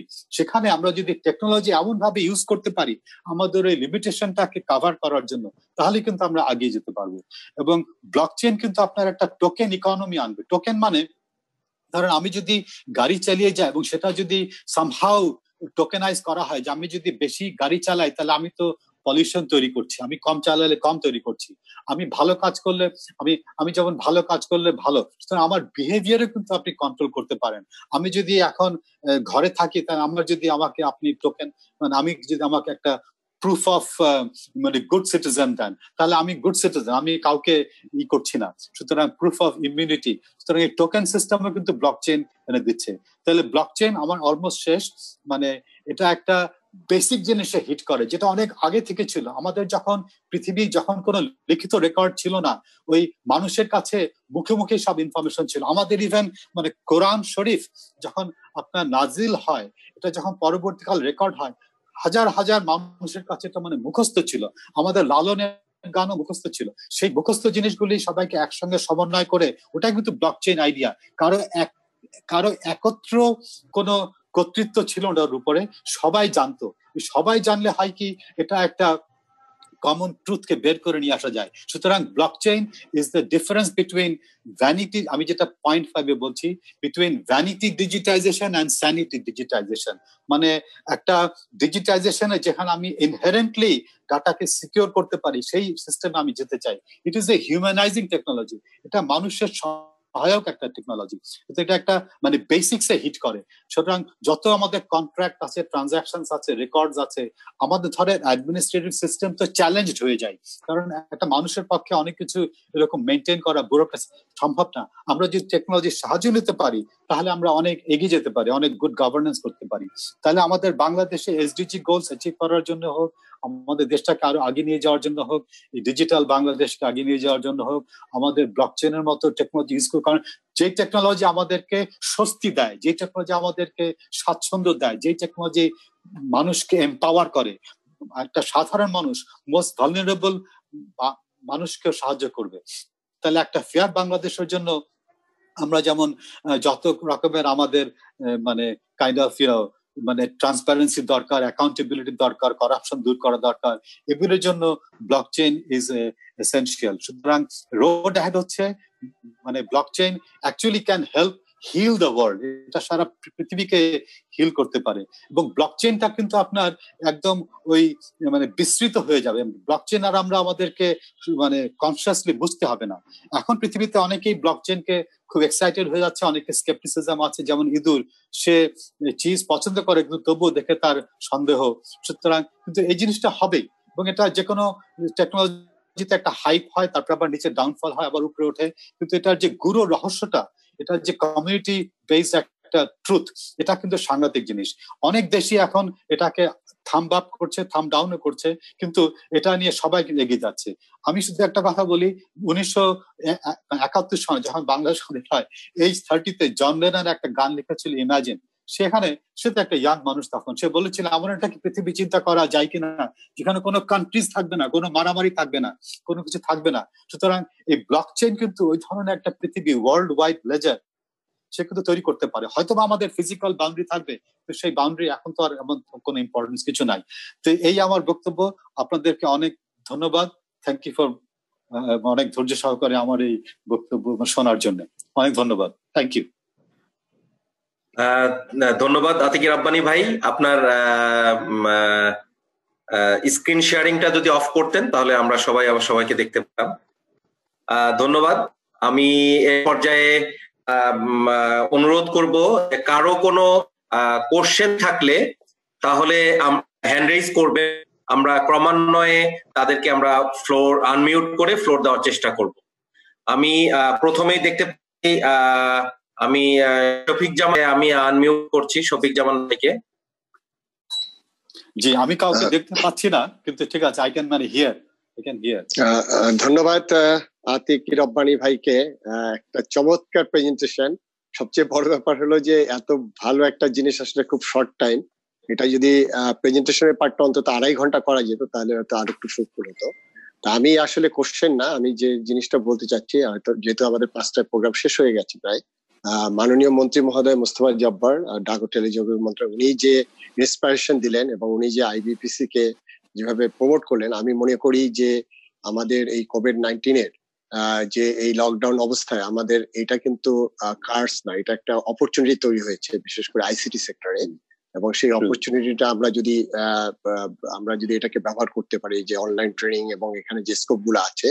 এবং আমি যে জিনিসটা গত ট্রেনিং এও আমি যে আহ্বান করেছিলাম, যে আমাদের বিসিএস সহ এই আইসিটি সেক্টরে বাণিজ্য মন্ত্রণালয় এবং বিপিসির পক্ষে যে জিনিসগুলো আসলে এক্সপ্লয়েট করা যায়, সেই চ্যালেঞ্জ এবং এটার যে প্রসপেক্ট গুলো আছে, সেটা যদি আমরা একটা রাইট আপ যদি পাই বিসিএস এর পক্ষ থেকে, তাহলে আমরা মনে হয় পরের দিকে আরো বেশি বাণিজ্য মন্ত্রণালয় এটার সাথে সম্পৃক্ত হবে। এবং আমি পরিশেষে আমাদের বিসিএস এর যিনি প্রেসিডেন্ট জনাব শহীদ মুনীর এবং যত অংশগ্রহণকারী আছে সবাইকে ধন্যবাদ জানিয়ে, এবং আমাদের আগামী যে ট্রেনিং প্রোগ্রাম আছে 23 তারিখে, সেখানে হয়তো আপনারা উপস্থিত হন এই আহ্বান জানিয়ে, এবং বিজনেস প্রমোশন কাউন্সিল এবং বাণিজ্য মন্ত্রণালয়ের পক্ষ থেকে সবাইকে আন্তরিক ধন্যবাদ জানিয়ে আমি শেষ করছি। Thank you. ধন্যবাদ শফিক জামান ভাইকে। আমি বাংলাদেশ কম্পিউটার সমিতির পক্ষ থেকে ওনাকে ধন্যবাদ জানাচ্ছি। শফিক জামান ভাই, আমি বলবো এটা গ্রেট জব। আমরা বাংলাদেশ কম্পিউটার সমিতির সকল মেম্বারকে একটি প্ল্যাটফর্মে এনে আইবিপিসির মাধ্যমে যেই ট্রেনিং এবং যেই এই মুহূর্তে বর্তমান সভ্যতায় আমাদের চলার জন্য, এবং আমরা যে লকডাউন অবস্থায় ছিলাম সেটাকে অপরচুনিটি হিসাবে ব্যবহার করে কিভাবে আমরা আরেকটু গতিশীল জীবনযাত্রায় গতিশীলতা আনতে পারি, সেই সুযোগগুলো হয়েছে। বাংলাদেশ কম্পিউটার সমিতির সকল মেম্বারদেরকে ধন্যবাদ জানাচ্ছি। আজকে আমি দেখেছি একটা পর্যায়ে 195-94 জন অ্যাটেন্ড করেছিলেন। তো ইটস আওয়ার গ্রেট অ্যাচিভমেন্ট। আমি সকল মেম্বারদেরকে বাংলাদেশ কম্পিউটার সমিতির পক্ষ থেকে ধন্যবাদ জানাচ্ছি। আমি এই পর্যায়ে দেখতে পাচ্ছি আমাদের প্রিয় ইকবাল ভাই আছেন। ইকবাল ভাই হ্যান্ড রেজ করেছেন। আমি ইকবাল ভাইকে ফ্লোর দিচ্ছি কিছু বলার জন্য। ইকবাল ভাই। গুড ইকবাল ভাই, আসসালামু আলাইকুম।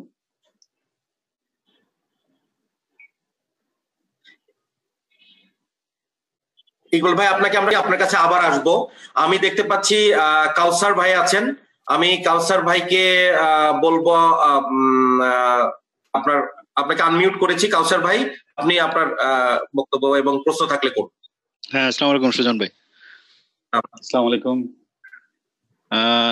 সুজন ভাই, আমার আসলে একটা বিষয় আপনার কাছে আছে, আর একটু আতিক রাব্বানী ভাইয়ের কাছেও জানতে চাচ্ছি।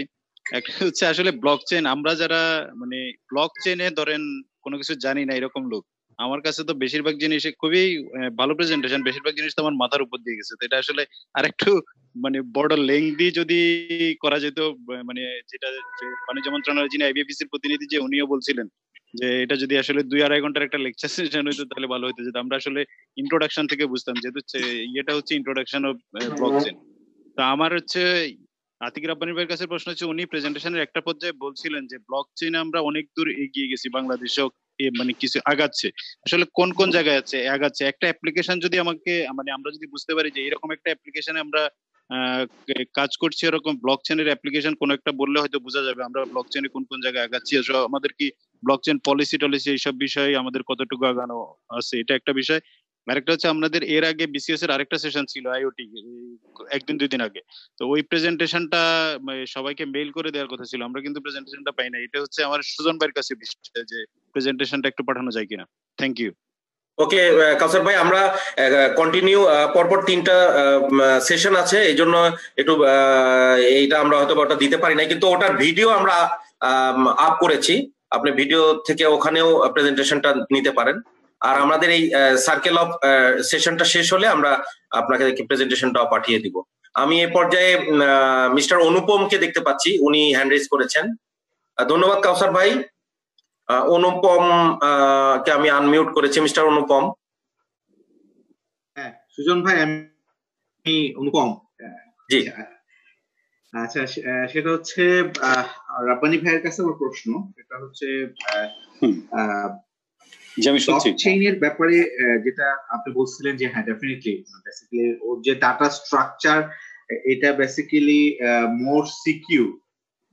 সেক্ষেত্রে বাংলাদেশে আমরা যদি ফাইন্যান্সিয়াল ইনস্টিটিউটগুলির কথা চিন্তা করি, আমাদের ব্যাংকগুলো most of the bank are using different প্ল্যাটফর্মের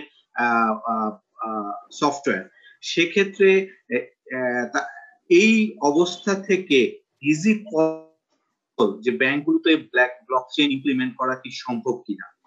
আর সেকেন্ড ইস্যু হচ্ছে যদি ব্লকচেইনটা আসলে ইমপ্লিমেন্ট করা যায়, সেক্ষেত্রে ব্লকচেইনের যে ডাটা তাতে কিন্তু তার ইনহেরিট কিছু সিকিউরিটি ইম্পোজ থাকে। সেক্ষেত্রে আমরা যে ফাইন্যান্সিয়াল ইনস্টিটিউট গুলো যে একটা বা সিকিউরিটি থ্রেটে আছি, সেটা কি আমরা অবশ্যই ওভারকাম করতে পারবো। সেক্ষেত্রে অ্যাডিশনাল যে সিকিউরিটি জন্য যে ইনভেস্টমেন্ট, সেগুলোর কি মানে আদৌ মানে অতটা পরিমাণে দরকার আছে কিনা? জি, তাহলে আমি একটু বলি, আমার আপনার কাছে জানা। আমি কি বলবো? হ্যাঁ শিওর, প্লিজ। হ্যাঁ না শিওর, মানে আমি যেটা বলি, মানে এখন কিন্তু ব্লকচেইন নিয়ে আমরা কিন্তু সবাই একটু মানে জানা এবং এটাকে কেমন করে ব্যবহার করা যায় সেটা নিয়েই কিন্তু আছি। ব্লকচেইনের যেমন আগের যিনি প্রশ্নকর্তা ছিলেন উনি বলেছিলেন যে বাংলাদেশে কোনো অ্যাপ্লিকেশন হয়েছে কিনা। ব্লকচেইন কিন্তু আপনার এই যে কম্পিউটারাইজেশন থেকে আপনি কিন্তু এটাকে পার্থক্য করতে পারবেন না। মানে কম্পিউটারাইজেশন করতে গেলেও যেরকম আপনার একটা প্রচেষ্টা লাগে, অনেক কিছু করতে হয়, সিস্টেমকে বুঝতে হয়, মানে আপনার একটা চেঞ্জ ম্যানেজমেন্ট লাগে, মানুষকে সম্পৃক্ত করতে হয়, সে টেকনোলজি আনতে হয়। সেরকম ব্লকচেইন হচ্ছে গিয়ে একটা কাইন্ড অফ ফিলসফি, একটা কনসেপ্ট, একটা মেথোলজি, একটা টেকনোলজি। সেটা যদি আমি ওই কম্পিউটারাইজেশনের সময় এটাকে চিন্তা করি, তাহলে আমি ওই ব্লকচেইনের যে ইমিউটেবিলিটি, ডিসেন্ট্রালাইজেশন, ওই ফিচার গুলি আছে সেগুলি সম্বলিত করে আমি অ্যাপ্লিকেশন তৈরি করতে পারবো। আপনি যেটা ব্যাংকের কথা বললেন, আমাদের কিন্তু যেমন সব দেশেই, এবার আপনাকে আমি একটা স্টাডি দেখিয়েছিলাম, অনেক ব্যাংক ইন্ডিয়াতেও হয়েছে, তারা একসঙ্গে হয়ে একটা টিম করেছে, তারা রিসার্চ করছে কেমন করে তাদের এই লেগাসি সিস্টেম থেকে এই ব্লকচেইন বেস সিস্টেমে আসা যায়। কারণ ব্লকচেইন বেস সিস্টেমে আসলে যে উপকারিতা হবে সেটা তারা সবাই রিয়েলাইজ করে, কিন্তু কেমন করে এই ট্রানজিশনটা হবে, সেখানে কি কি আমাদের জানতে হবে, কি কি করতে হবে, কি কি সলিউশন আছে পৃথিবীতে, আমাদের নিজস্ব কি করতে হবে। সুতরাং এখানে কিন্তু প্রচুর রিসার্চ এবং হোমওয়ার্ক ব্যাপার আছে। সুতরাং এখানে কিন্তু অনেক ইনভেস্ট করতে হবে ইনটু মানে knowing what is happening in blockchain world, আর আমরা কি করতে পারি। সুতরাং আমাদের সবারই কিন্তু এই টেকনোলজি সম্বন্ধে, আর এটা কিন্তু কম্পিউটারাইজেশন থেকে কোনো আলাদা কিছু না। মানে কম্পিউটারাইজেশন করতে গেলে আপনার যেরকম যেই কনসিডারেশন লাগে এখানেও তাই লাগবে, কিন্তু এখানে আপনি ব্লকচেইনটাকে আনছেন অ্যাজ এ ইনহেরেন্টলি সিকিউর, মানে এখানে আপনার ওই ডাটা বেসের ধরনটা মানে আলাদা। সুতরাং আপনার এখানে মানে আমাদেরকে ওইভাবে মানে আগাতে হবে, মানে চট করে যে একটা অ্যাপ্লিকেশন হবে। মানে বাংলাদেশে কিন্তু অলরেডি কিছু পাইলট প্রজেক্ট আছে, যেমন বাংলাদেশ কম্পিউটার কাউন্সিলে কিছু পাইলট আছে, ওখানে কিছু সার্টিফিকেট কে তারা ব্লকচেইনের মাধ্যমে অথেন্টিসিটি দিয়েছে। তারপরে আপনার যেমন আমাদের ইন্ডাস্ট্রিতে, ইন্ডাস্ট্রি মানে কি আইপিডিসি একটা মানে ফাইন্যান্সিয়াল অর্গানাইজেশন, তাদেরও একটা অর্জন নামে ব্লকচেইনের একটা কাইন্ড অফ মানে সাপ্লাই চেইন ঠিক না, মানে তাদের কাছ থেকে যারা টাকা নেয়, লোন নেয় টু গিভ সাপ্লাইজ টু ধরেন মানে গ্রামীণ ব্যাংক, মানে তাদেরকে মানে ম্যানেজ করার জন্য তাদের ওই ডকুমেন্টস গুলি অথেন্টিকেট কেনা, এই জন্য কিন্তু একটা ব্লকচেইন অ্যাপ্লিকেশন আছে, কিন্তু তেমন কোনো উল্লেখযোগ্য কিছু নাই, কিন্তু আমাদের আগাতে হবে। ধন্যবাদ। আমি শাহিদুল মনির ভাই লাইনে আছেন। শাহিদুল মনির ভাই কি কিছু বলতে চাচ্ছেন? জি ধন্যবাদ সুজন ভাই। আমি প্রথমত সবাইকে ধন্যবাদ জানাই সুন্দর প্রোগ্রাম করার জন্য। তো আমি আমার কোশ্চেনটা অলরেডি অবশ্য সবাই করে দিয়েছেন, আমি অ্যান্সার পেয়ে গিয়েছি, কাজে আমার কোশ্চেনটা আর এখন নেই এখানে। আমার মনে হয় যে ইকবাল ভাই মনে হয় আবার জয়েন করেছেন, আপনি ইকবাল ভাইয়ের কি আবার দিতে পারেন। ধন্যবাদ। আচ্ছা ইকবাল ভাইকে আমি এই মুহূর্তে আমি আরেকজনকে দিয়ে তারপরে ইকবাল ভাইয়ের কাছে আসছি। আমি বীরেন্দ্রনাথ অধিকারী, বীরেন্দাকে অনুরোধ করছি, আনমিউট করেছি। বীরেন্দা কিছু বলবেন, আপনার কোশ্চেন আছে বীরেন্দা। হ্যাঁ ধন্যবাদ। বিটকয়েনের যে ইথেরিয়াম, তারপরে হাইপারলেজার ফ্যাব্রিক, এগুলি কিন্তু সবই ওপেন সোর্স, কিন্তু এখন কিছু ব্লকচেনের ইমপ্লিমেন্টেশন আছে এই লেগাসি সিস্টেমের সঙ্গে করার জন্য, সেগুলি ওপেন সোর্স বটে কিন্তু অত ওপেন না। যেমন আপনার মানে ওই যে লিনাক্স ফাউন্ডেশনেরও হাইপারলেজের ফ্যাব্রিক আছে, দ্যাট ইজ ওপেন সোর্স। আবার ওদিকে R3 নামে একটা অর্গানাইজেশন আছে, তারাও বলে ওপেন সোর্স। সুতরাং it is open source, but এবং অ্যাকচুয়ালি ওপেন সোর্সই থাকতে হবে। তবে আপনার ওই এন্টারপ্রাইজে কাজ করার জন্য অনেক সময় এটাকে আপনার একটু লিমিটেড ওপেন সোর্সে ইউজ করে। আচ্ছা আচ্ছা, দ্বিতীয় প্রশ্ন হচ্ছে, আপনি একটা জায়গায় বলেছেন যে জিরো নলেজ, মানে মানে আমার যেমন এখানে কোন রেজিস্ট্রেশন কোথাও করতে হলে আমি যদি সেখানে বিশেষ করে মনে করেন যে আমরা কোনো সিম কার্ড তুলতে হলে বা কিছু হলে আমার অনেক কিছু লাগে, আমার বয়স, আমার এনআইডি, হ্যাংত্যাং, ওইগুলো ছবি। আর এখানে আপনি বলছেন অনলি 20 ইয়ার্স অফ এজ হলে পরেই ইটস জিরো, মানে জিরো নলেজ প্রুফ। তো আসলে কি তাই? হচ্ছে কি, হ্যাঁ হ্যাঁ আমি বলি একটু, মানে জিরো নলেজ প্রুফটা হচ্ছে কি, মানে একটা প্রাইভেসিটাকে প্রিজার্ভ করা যায়, কিন্তু আবার আপনাকে অথেন্টিকেট করা যায়। মানে আপনাকে আমি বলবো আমি কে, কিন্তু আমি না বলে বলবো আমি কে। মানে আমি এটা কেন করা হচ্ছে, ওই প্রাইভেসিকে।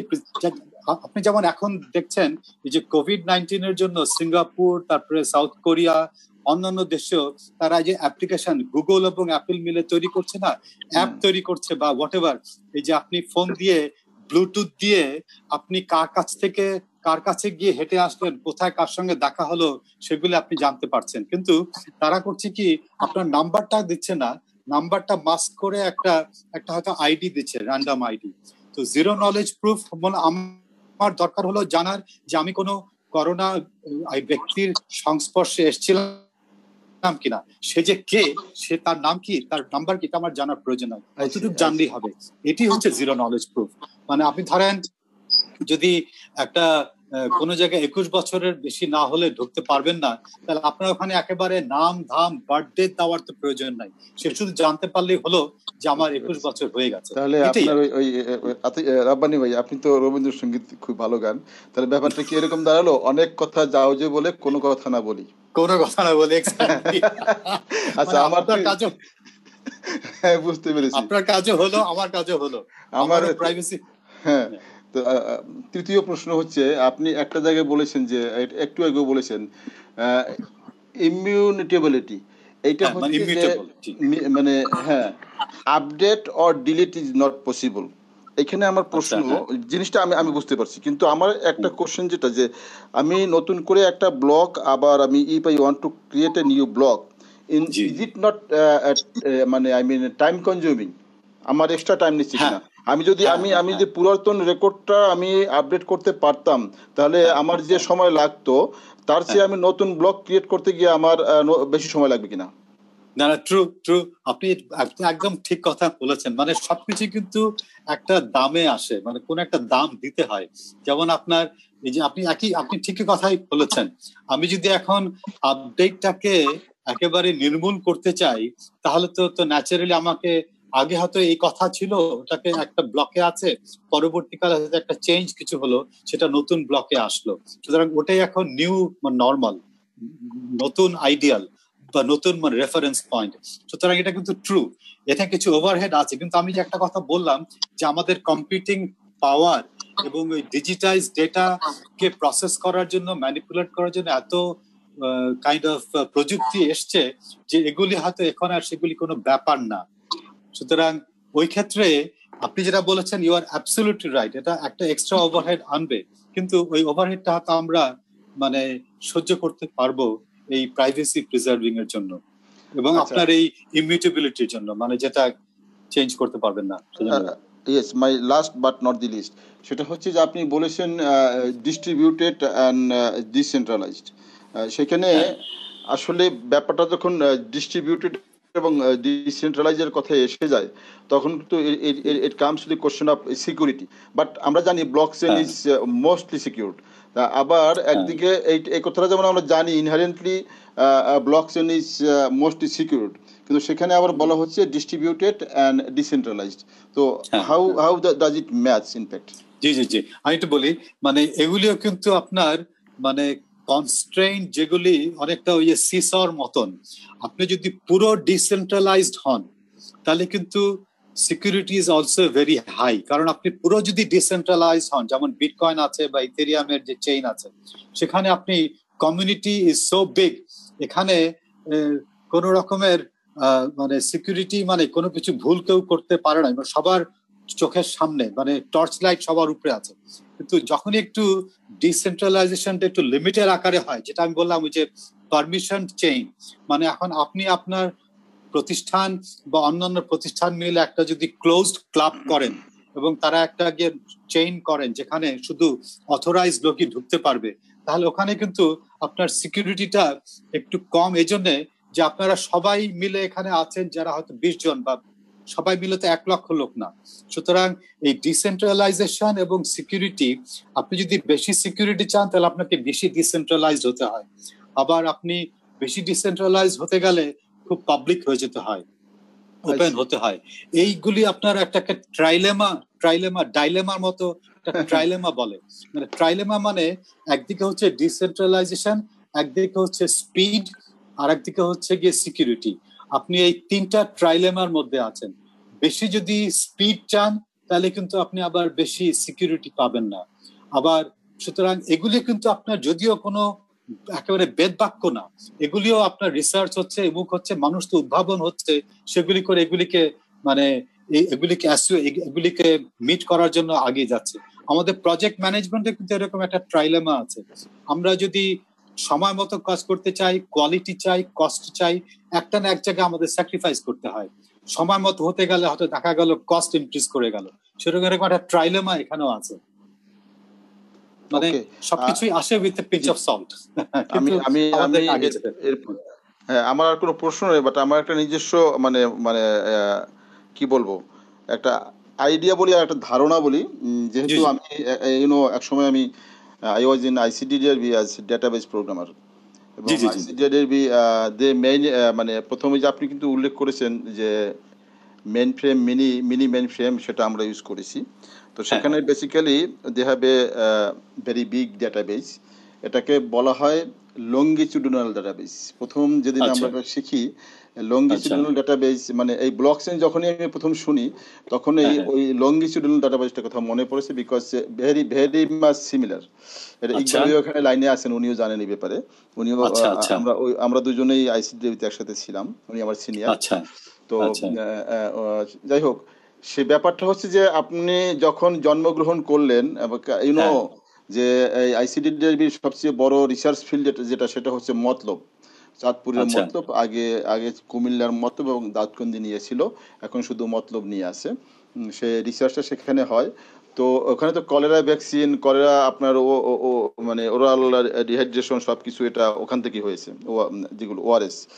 তো সেখানে যারা ওই করতে গিয়ে একসময় দেখলো যে আপনার ম্যাল নারিশটা আপনার, তারপরে বার্থ ডেথ এইসব করতে গিয়ে দেন তারা ডেমোগ্রাফিক ডাটাবেস শুরু করলো। যে একটা বাচ্চা হলো তার, তখন দে ফর্মে বার্থ ফর্ম, ফিল আপ এ বার্থ ফর্ম, তারপরে সে কত বয়স হলো, সে কখনো মারা গেল কিনা, সে অসুস্থ হলো কিনা, তারপরে তার মায়ের কি হলো, এই সব কিছু একটা ডাটাবেস ওখানে থাকে। এবং একটা সময় সে ওখান থেকে ওই এরিয়া থেকে বের হয়ে গিয়েছে কিনা, মানে আউট মাইগ্রেশন হয়েছে কিনা, আবার সে ফিরে এসেছে কিনা, এই ডাটাবেস। এবং একটা পর্যায়ে সে পড়াশোনা করেছে কিনা, কোন পর্যন্ত পড়েছে, সে চাকরি বাকরি করেছে কিনা, কোন গ্রেড পর্যন্ত পড়েছে, তারপরে সে কতদিন বেঁচে ছিল এবং কি কারণে মারা গেল, এই কি অসুখ হলো, সব কিছু ডাটাবেস তার একদম জন্ম থেকে মৃত্যু পর্যন্ত থাকে। এটাকে বলা হয় longitudinal database. So I think this is something similar to block chain. আমি যদি একটা ব্লক আজকে শুরু করি, এটাকে আমার জীবনের শেষ দিন পর্যন্ত আই ক্যান কি বলবো লিঙ্গারির, যে এখন এই ব্লকটা আমি করলাম, পরের দিন এটা করলাম, একটার সঙ্গে একটা লিঙ্কেজ থাকলো। ব্যাপারটা ট্রু না অ্যাবসলিউটলি মানে দাদা বীরেন দা একটু শর্ট করবেন, আমরা আমি শেষ I am done. Thank you দাদা, আমাদের টাইম হাতে একদমই নেই। আমরা চলে যাচ্ছি ইকবাল ভাইয়ের কাছে। ইকবাল ভাইকে আমি আনমিউট করেছি। ইকবাল ভাই কি আমাকে শুনতে পাচ্ছেন? হ্যালো, আমাকে শুনতে পাচ্ছেন? হ্যাঁ শোনা যাচ্ছে, ক্লিয়ার, প্লিজ। সবাইকে ধন্যবাদ, বিশেষ করে প্রেজেন্টার আতিক রব্বানী সাহেব, আমার প্রিয় মানুষ, এবং জব্বার ভাই যদি থাকেন, আর অন্যান্য যারা। আসসালামু আলাইকুম প্রেসিডেন্ট সাহেব এবং অন্যান্য। আচ্ছা বীরেন, আমি প্রথমে আপনারটা একটু ইন্টারাক্ট করি। Your longitudinal database and this distributed database is totally different. These are not the same database. কারণ physically this data has to be distributed in several locations physically. For that case, it was a DSS, demographic surveillance system of ICT-DRB. It is a central longitudinal database because of its longitudinal nature of size of the nature of the database. পুরো পৃথিবীটাই কিন্তু আসলে একটা database. এটাকে বলে universe of discourse, যেখানে একটাই database সারা পৃথিবীতে। সব মানুষ থাকবে, সবার আইডি থাকবে, সবারই থাকবে একটা। কিন্তু ডিস্ট্রিবিউটেড ডেটাবেস যেটা রব্বানী সাহেব বললেন, দ্যাট ইজ এ টোটালি, এখানে বিভিন্ন লোকেশনে এই ডেটাবেস গুলো আপডেটেড হবে এন্ড অল দিস। বাট আমি রব্বানী সাহেবের স্পিরিটটাকে আই মাস্ট এপ্রিসিয়েট। কিন্তু কথা হচ্ছে যে ওভার দ্য টাইম এগুলো হচ্ছে কি, যে যেমন ধরেন আপনার একটা এনভায়রনমেন্টে এটা যদি ক্লোজড এন্ড হয়, যেমন ক্লোজ ক্লাস্টার যদি হয়, তাহলে এইটা আবার ঘুরে ফিরে ওই সিঙ্গেল পয়েন্টের মধ্যে যায়, যে কে অথরাইজ করবে ওই ক্লাস্টারে নেওয়ার জন্য, কে না ঢুকবে, ইত্যাদি ইত্যাদি। আর যদি ওপেন এন্ডেড হয় তাহলে একটা রিস্ক, যেটা আপনি কিছু বলেছেন অলরেডি, যে আমার ধরেন 10টা কম্পিউটার আছে একটা ওপেন ক্লাস্টারে, সেটার মধ্যে যদি 5টা বা 6টা যদি কম্প্রোমাইজ করে with someone, then your data is gone. That is the biggest threat এখন যারা নতুন startup with open sort of cluster. আর যেটা সরি, আর একটা জিনিস একটা মনে আসছিল, এই মুহূর্তে মনে আসছে না।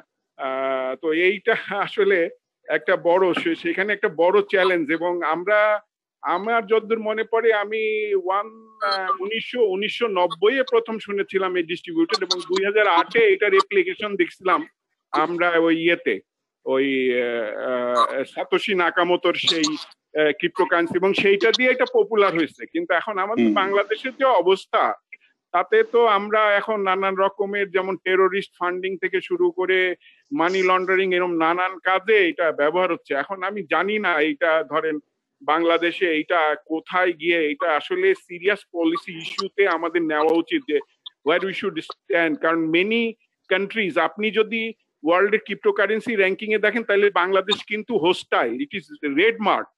ওখানে কিন্তু Europe, America, North America, Australia, they are green zone. Bangladesh কিন্তু রেড, এখন স্টিল রেড জোনে। তো সেইখানে এই ডিস্ট্রিবিউটেড ডেটাবেস কতদূর ফ্লারিশ করবে, এবং এটা ফ্লারিশ করার পাবলিকলি মেইন সোর্সটাই কিন্তু ছিল এই ক্রিপ্টোকারেন্সি। এন্ড ক্রিপ্টোকারেন্সি এখন ওই যে ইলেকট্রনিক ক্যাশ ট্যাশ বলে, আসলে তো এটা ক্যাশ না, it is what you rightly said, it is an encrypted sort of signature. এখন এই সিগনেচারকে করা যায় theoretically, it's possible, but the cost is very high, that you have rightly pointed. I appreciate the spirit, but given all the things that is prevailing, I think it is very very difficult for a startup company to immediately rush into this. আর ছোট্ট জায়গায় গেলে compromise করার সুযোগ কিন্তু বেশি। আমি একটা ছোট্ট প্রশ্ন করি, এখানে জব্বার ভাই আছেন কিনা আমি জানি না। সেই কিবরিয়া সাহেবের কাছে আমরা চেয়েছিলাম যে আমাদের এই ক্রেডিট কার্ড গুলো ওপেন করে দেওয়া হোক, সো দ্যাট উই ক্যান ট্রানজাক্ট। তখন উনি আমার উপরে খেপে গেছিলেন খুব, যে আমার তো তাহলে ডলার নিয়ে যাবে। হি ওয়াজ রাইট, জামিলুর রেজা স্যারও ছিলেন। কিন্তু আজ পর্যন্ত কিন্তু ওই জামিলুর রেজা স্যার পরে আমাকে পিঠ চাপড়ে বলতেছিলেন ওয়েট করো, পরে হবে, কিন্তু সেটা আজ পর্যন্ত সেইভাবে আমরা কিন্তু পাই নাই। তো এইখানে আমাদেরকে we have a long way to go, long way to এগুলা। কারণ আপনি যদি মেধাকে বিকাশ করতে দেওয়ার এনভায়রনমেন্ট করেন, তখন অটোমেটিক্যালি এটা আসবে।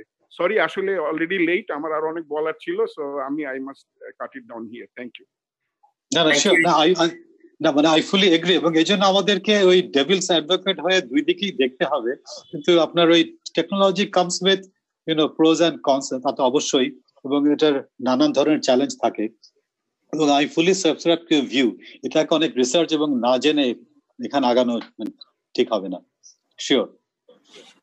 আমি ইকবাল ভাইকে ধন্যবাদ। আমি এই পর্যায়ে আহমেদ ইসলাম বাবু ভাই, অনেকক্ষণ থেকে উনি হ্যান্ড রেজে আছেন, আমি বাবু ভাইকে আনমিউট করছি। বাবু ভাই প্লিজ বলবেন। আতিক ভাই আসসালামু আলাইকুম। জি ওয়ালাইকুম আসসালাম। ভালো আছেন?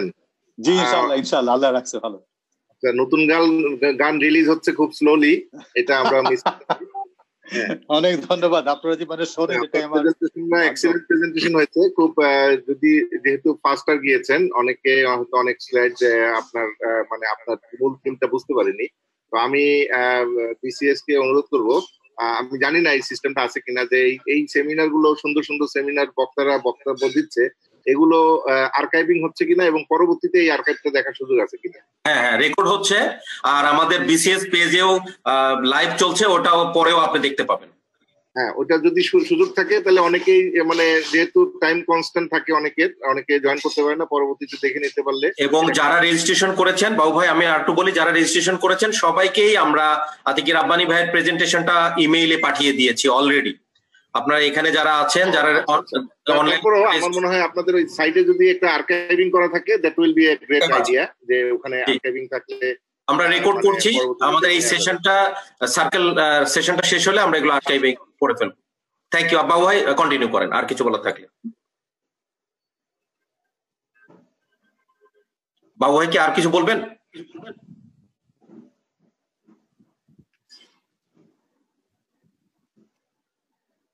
বাবু ভাইকে শোনা যাচ্ছে না। আমি একটু ডিসকানেক্টেড হয়ে গেছিলাম। হ্যাঁ, আমি অ্যাপ্রিশিয়েট করতেছি বিসিএস এর এই উদ্যোগকে। আতিক ভাই, আপনার আজকে প্রেজেন্টেশন।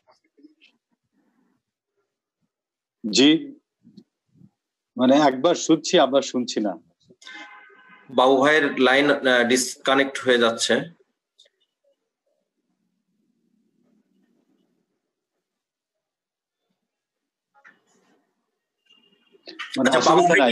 বাবু ভাই ফিরে আসতে গিয়ে আমরা এরপরে আরেকজনের কাছে যাই।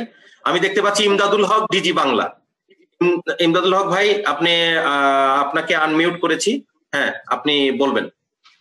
থ্যাংক ইউ সুজন ভাই। আতিক ভাইকেও অনেক ধন্যবাদ। একটা সময় উপযোগী একটা বিষয় নিয়ে, ব্লকচেইন নিয়ে আলোচনা হচ্ছে। আমার এখন জানার কথা চাচ্ছিলাম যে আসলে বাংলাদেশের প্রেক্ষাপটে যদি জাতীয়ভাবে আমরা এই একটা ডিস্ট্রিবিউটেড লেজার, এই লেজারটা তৈরি করে, বা আমরা এটাকে আমাদের সবচেয়ে বড় যে জায়গায় বিশেষ বিশেষ ক্ষেত্রগুলো, স্বাস্থ্য খাত এবং নির্বাচনের ক্ষেত্রে এই ব্যবস্থাটাকে চালাতে, ভোটিং এর ক্ষেত্রে আমরা এটা চালু করতে পারি কিনা, সেজন্য কিভাবে করা সম্ভব? ধন্যবাদ। হ্যাঁ, না শিওর না, মানে চালু তো অনেক জায়গাতেই করা যায়, কিন্তু হচ্ছে কি জানেন, এটা তো আপনার আমাদেরকে বুঝতে হবে যে আমরা মানে কেমন করে এই ক্ষেত্রটা প্রস্তুত করব। যেমন মানে ভোটিং ইজ এ এরিয়া, এখানে অনেক সেন্সিটিভিটি আছে। আপনার মেডিকেল সব জায়গাতেই কিন্তু মানে আপনার এটা চালু করতে গেলে অনেক হোমওয়ার্ক, অনেক কাজ, অনেক ব্যাকগ্রাউন্ড ওয়ার্ক, অনেক মানে একটা তৈরি করার একটা ক্ষেত্র আছে। সুতরাং ওই তৈরি করার ক্ষেত্রটা করার জন্য আমাদের আগে ইচ্ছাটা থাকতে হবে এবং ওর পরে আগাতে হবে।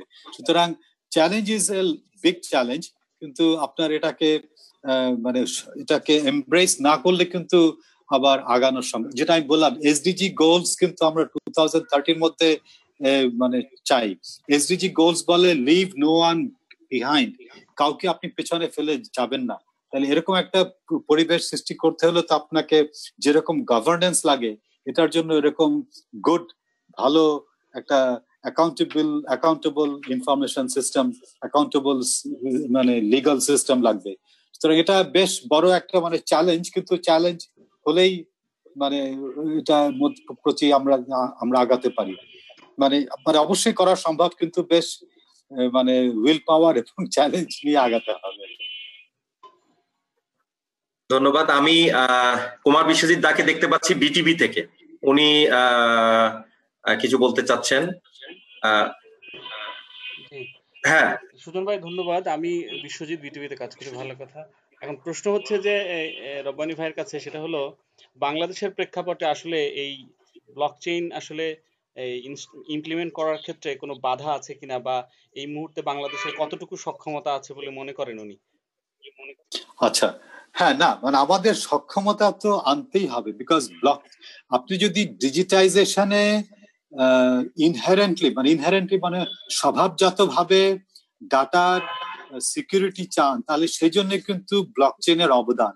সুতরাং ব্লকচেইন একটা কাইন্ড অফ এ ফিলসফি। আমাদের তো কম্পিউটারাইজেশনে এগিয়ে যেতে হবেই, কিন্তু কম্পিউটারাইজেশনটা করতে হবে in a blockchain enabled environment. এবং এটা সক্ষমতা করতে হলে তো অনেক কিছু লাগে, যেমন আমাদের প্রথমে লাগবে আমাদের প্ল্যানিং, ম্যানেজমেন্ট, আমাদের মানে স্কিল সবকিছুই লাগে। আমরা বিদেশি সাহায্য নিতে পারি, কিন্তু নিজেদের হোমওয়ার্ক, নিজেদের সক্ষমতা বাড়াবার কোনো বিকল্প নাই।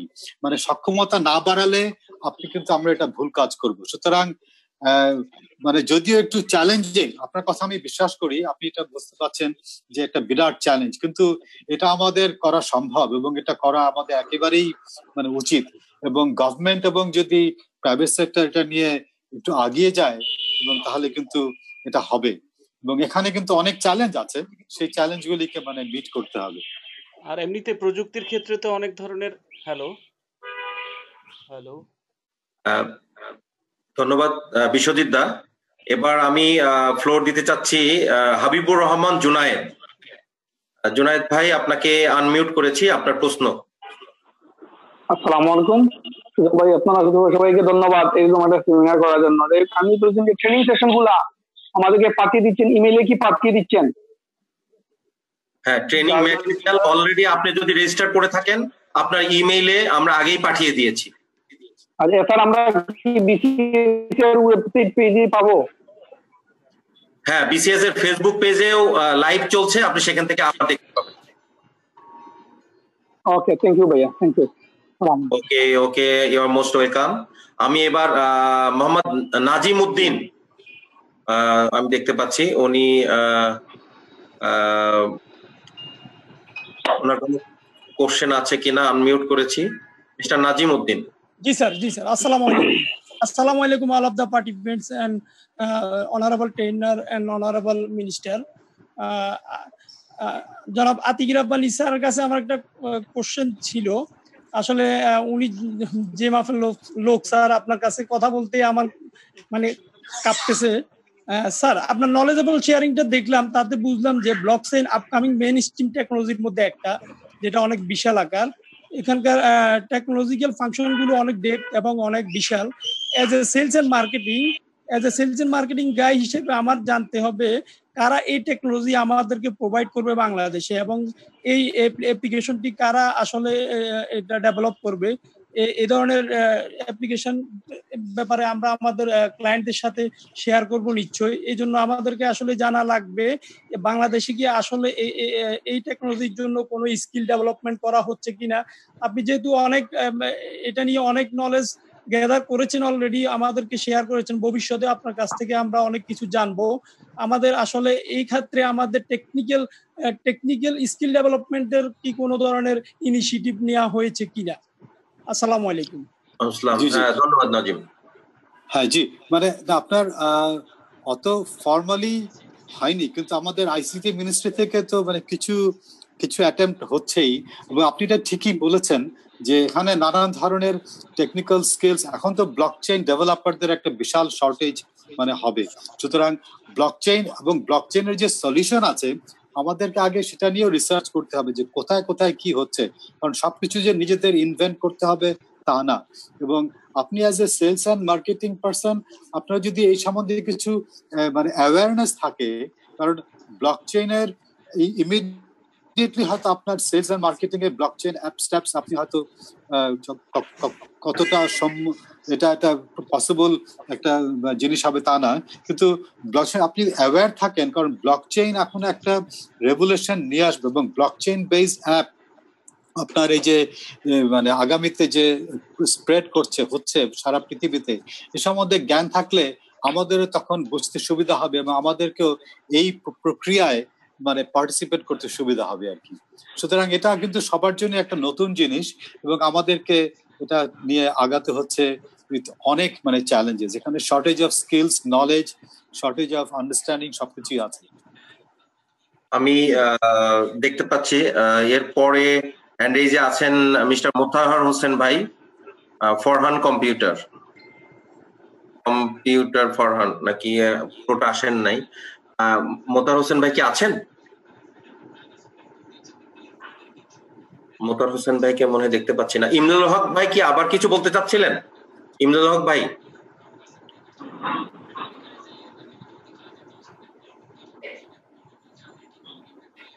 ইমদাদুল হক ভাই কি আবার কিছু বলতে চাচ্ছিলেন?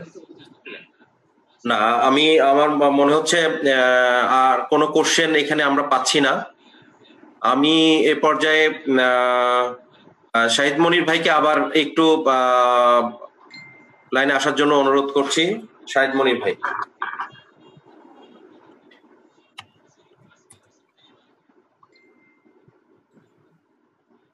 জি, ধন্যবাদ সুজন ভাই, এবং ধন্যবাদ আতিকুর রব্বানী ভাই, শফিকুজ্জামান ভাই এবং আমাদের জাব্বার ভাই সহ যারা এখানে পার্টিসিপেট করেছেন এবং যারা প্রশ্ন করেছেন, সবাইকে অসংখ্য ধন্যবাদ। এবং খুব সুন্দর একটা সেশন হয়েছে, এবং যেটা নাকি আমি বারবার মানে অনেকেই বলেছেন, আমিও যেটা স্বীকার করি যে আমাদের আসলে এটা 3-4 ঘন্টা সেশন হলে আরো ভালো হতো। তো ইনশাল্লাহ আমরা কম্পিউটার সমিতির পক্ষ থেকে আবার সামনে একটা বড় সেশন করার চেষ্টা করব এই ব্লক চেইনের উপরেই। এখানে ইকবাল ভাইও আছেন, তো আমরা একটা প্যানেল তৈরি করে আমরা ইনশাল্লাহ 3 থেকে 4 ঘন্টা একটা সেশন আমরা ইনশাল্লাহ সামনে করব, যাতে যারা এই ব্যাপারে আগ্রহী আছেন তারা এটা ব্যাপারে ভালোভাবে জানতে পারেন। তো আমি আতিকুর রব্বানী ভাইকে আবারও বাংলাদেশ কম্পিউটার সমিতির পক্ষ থেকে ধন্যবাদ জানাচ্ছি, যে ওনার মূল্যবান সময় ব্যয় করে উনি আমাদের মাঝে এসে একটু প্রাঞ্জল ভাষায় সুন্দরভাবে উপস্থাপন করেছেন। এবং যারা পার্টিসিপেট করেছেন তাদের প্রত্যেককেই বাংলাদেশ কম্পিউটার সমিতির পক্ষ থেকে ধন্যবাদ জানাচ্ছি। আপনারা জানেন যে আমাদের আইইপিসির সঙ্গে সব মিলে 8টা ট্রেনিং প্রোগ্রাম হবে, আজকে দ্বিতীয় প্রোগ্রাম, এবং আগামী 23 তারিখে আরেকটি প্রোগ্রাম আছে আমাদের ইনক্লুসিভ লিডারশিপের উপরে, সেখানেও আমরা আশা করছি আপনারা পার্টিসিপেট করবেন। তো আপনাদের সবাইকে অসংখ্য ধন্যবাদ বাংলাদেশ কম্পিউটার সমিতির পক্ষ থেকে, এবং ধন্যবাদ সুজন ভাইকে সুন্দরভাবে উপস্থাপন করার জন্য, এবং আমার এক্সিকিউটিভ কমিটির সবাইকে ধন্যবাদ এখানে পার্টিসিপেট করার জন্য। আসসালামু আলাইকুম। শাহিদ মনির ভাই, আমি শফিক জামান ভাইকে দেখতে পাচ্ছি, উনি শফিক জামান ভাই। ধন্যবাদ। আসলে অনেক সময় হয়ে গেছে আর রোজার দিনে আজকে সবাই টায়ার্ড, তবে আমি যেটা বলবো যে শহীদ মনির ভাইও যেভাবে বললেন, এটা আসলে ব্লক চেইন, এটা যেহেতু একটা নিউ ইস্যু, আমি আশা করব যে এটা নিয়ে হয়তো আমরা আরো বিস্তারিত একটা প্রোগ্রাম করব।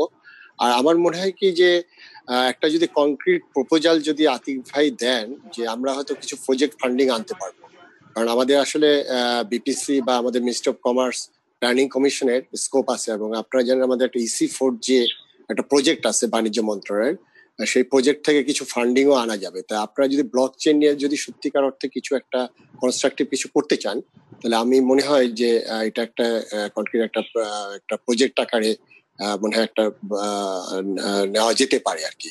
তা সব পার্টিসিপেন্টকে ধন্যবাদ জানিয়ে আমি এই প্রোগ্রামের সফলতা কামনা করছি, এবং আগামী প্রোগ্রামেও ইনশাল্লাহ কিভাবে পার্টিসিপেট করবেন সবাই এই প্রত্যাশা ব্যক্ত করছি। ধন্যবাদ সবাইকে। প্লিজ। ধন্যবাদ শফিক জামান ভাই। আমি মনিরুল ইসলাম, সেক্রেটারি জেনারেল বাংলাদেশ কম্পিউটার সমিতি, উনি মনির ভাই কি লাইনে আছেন?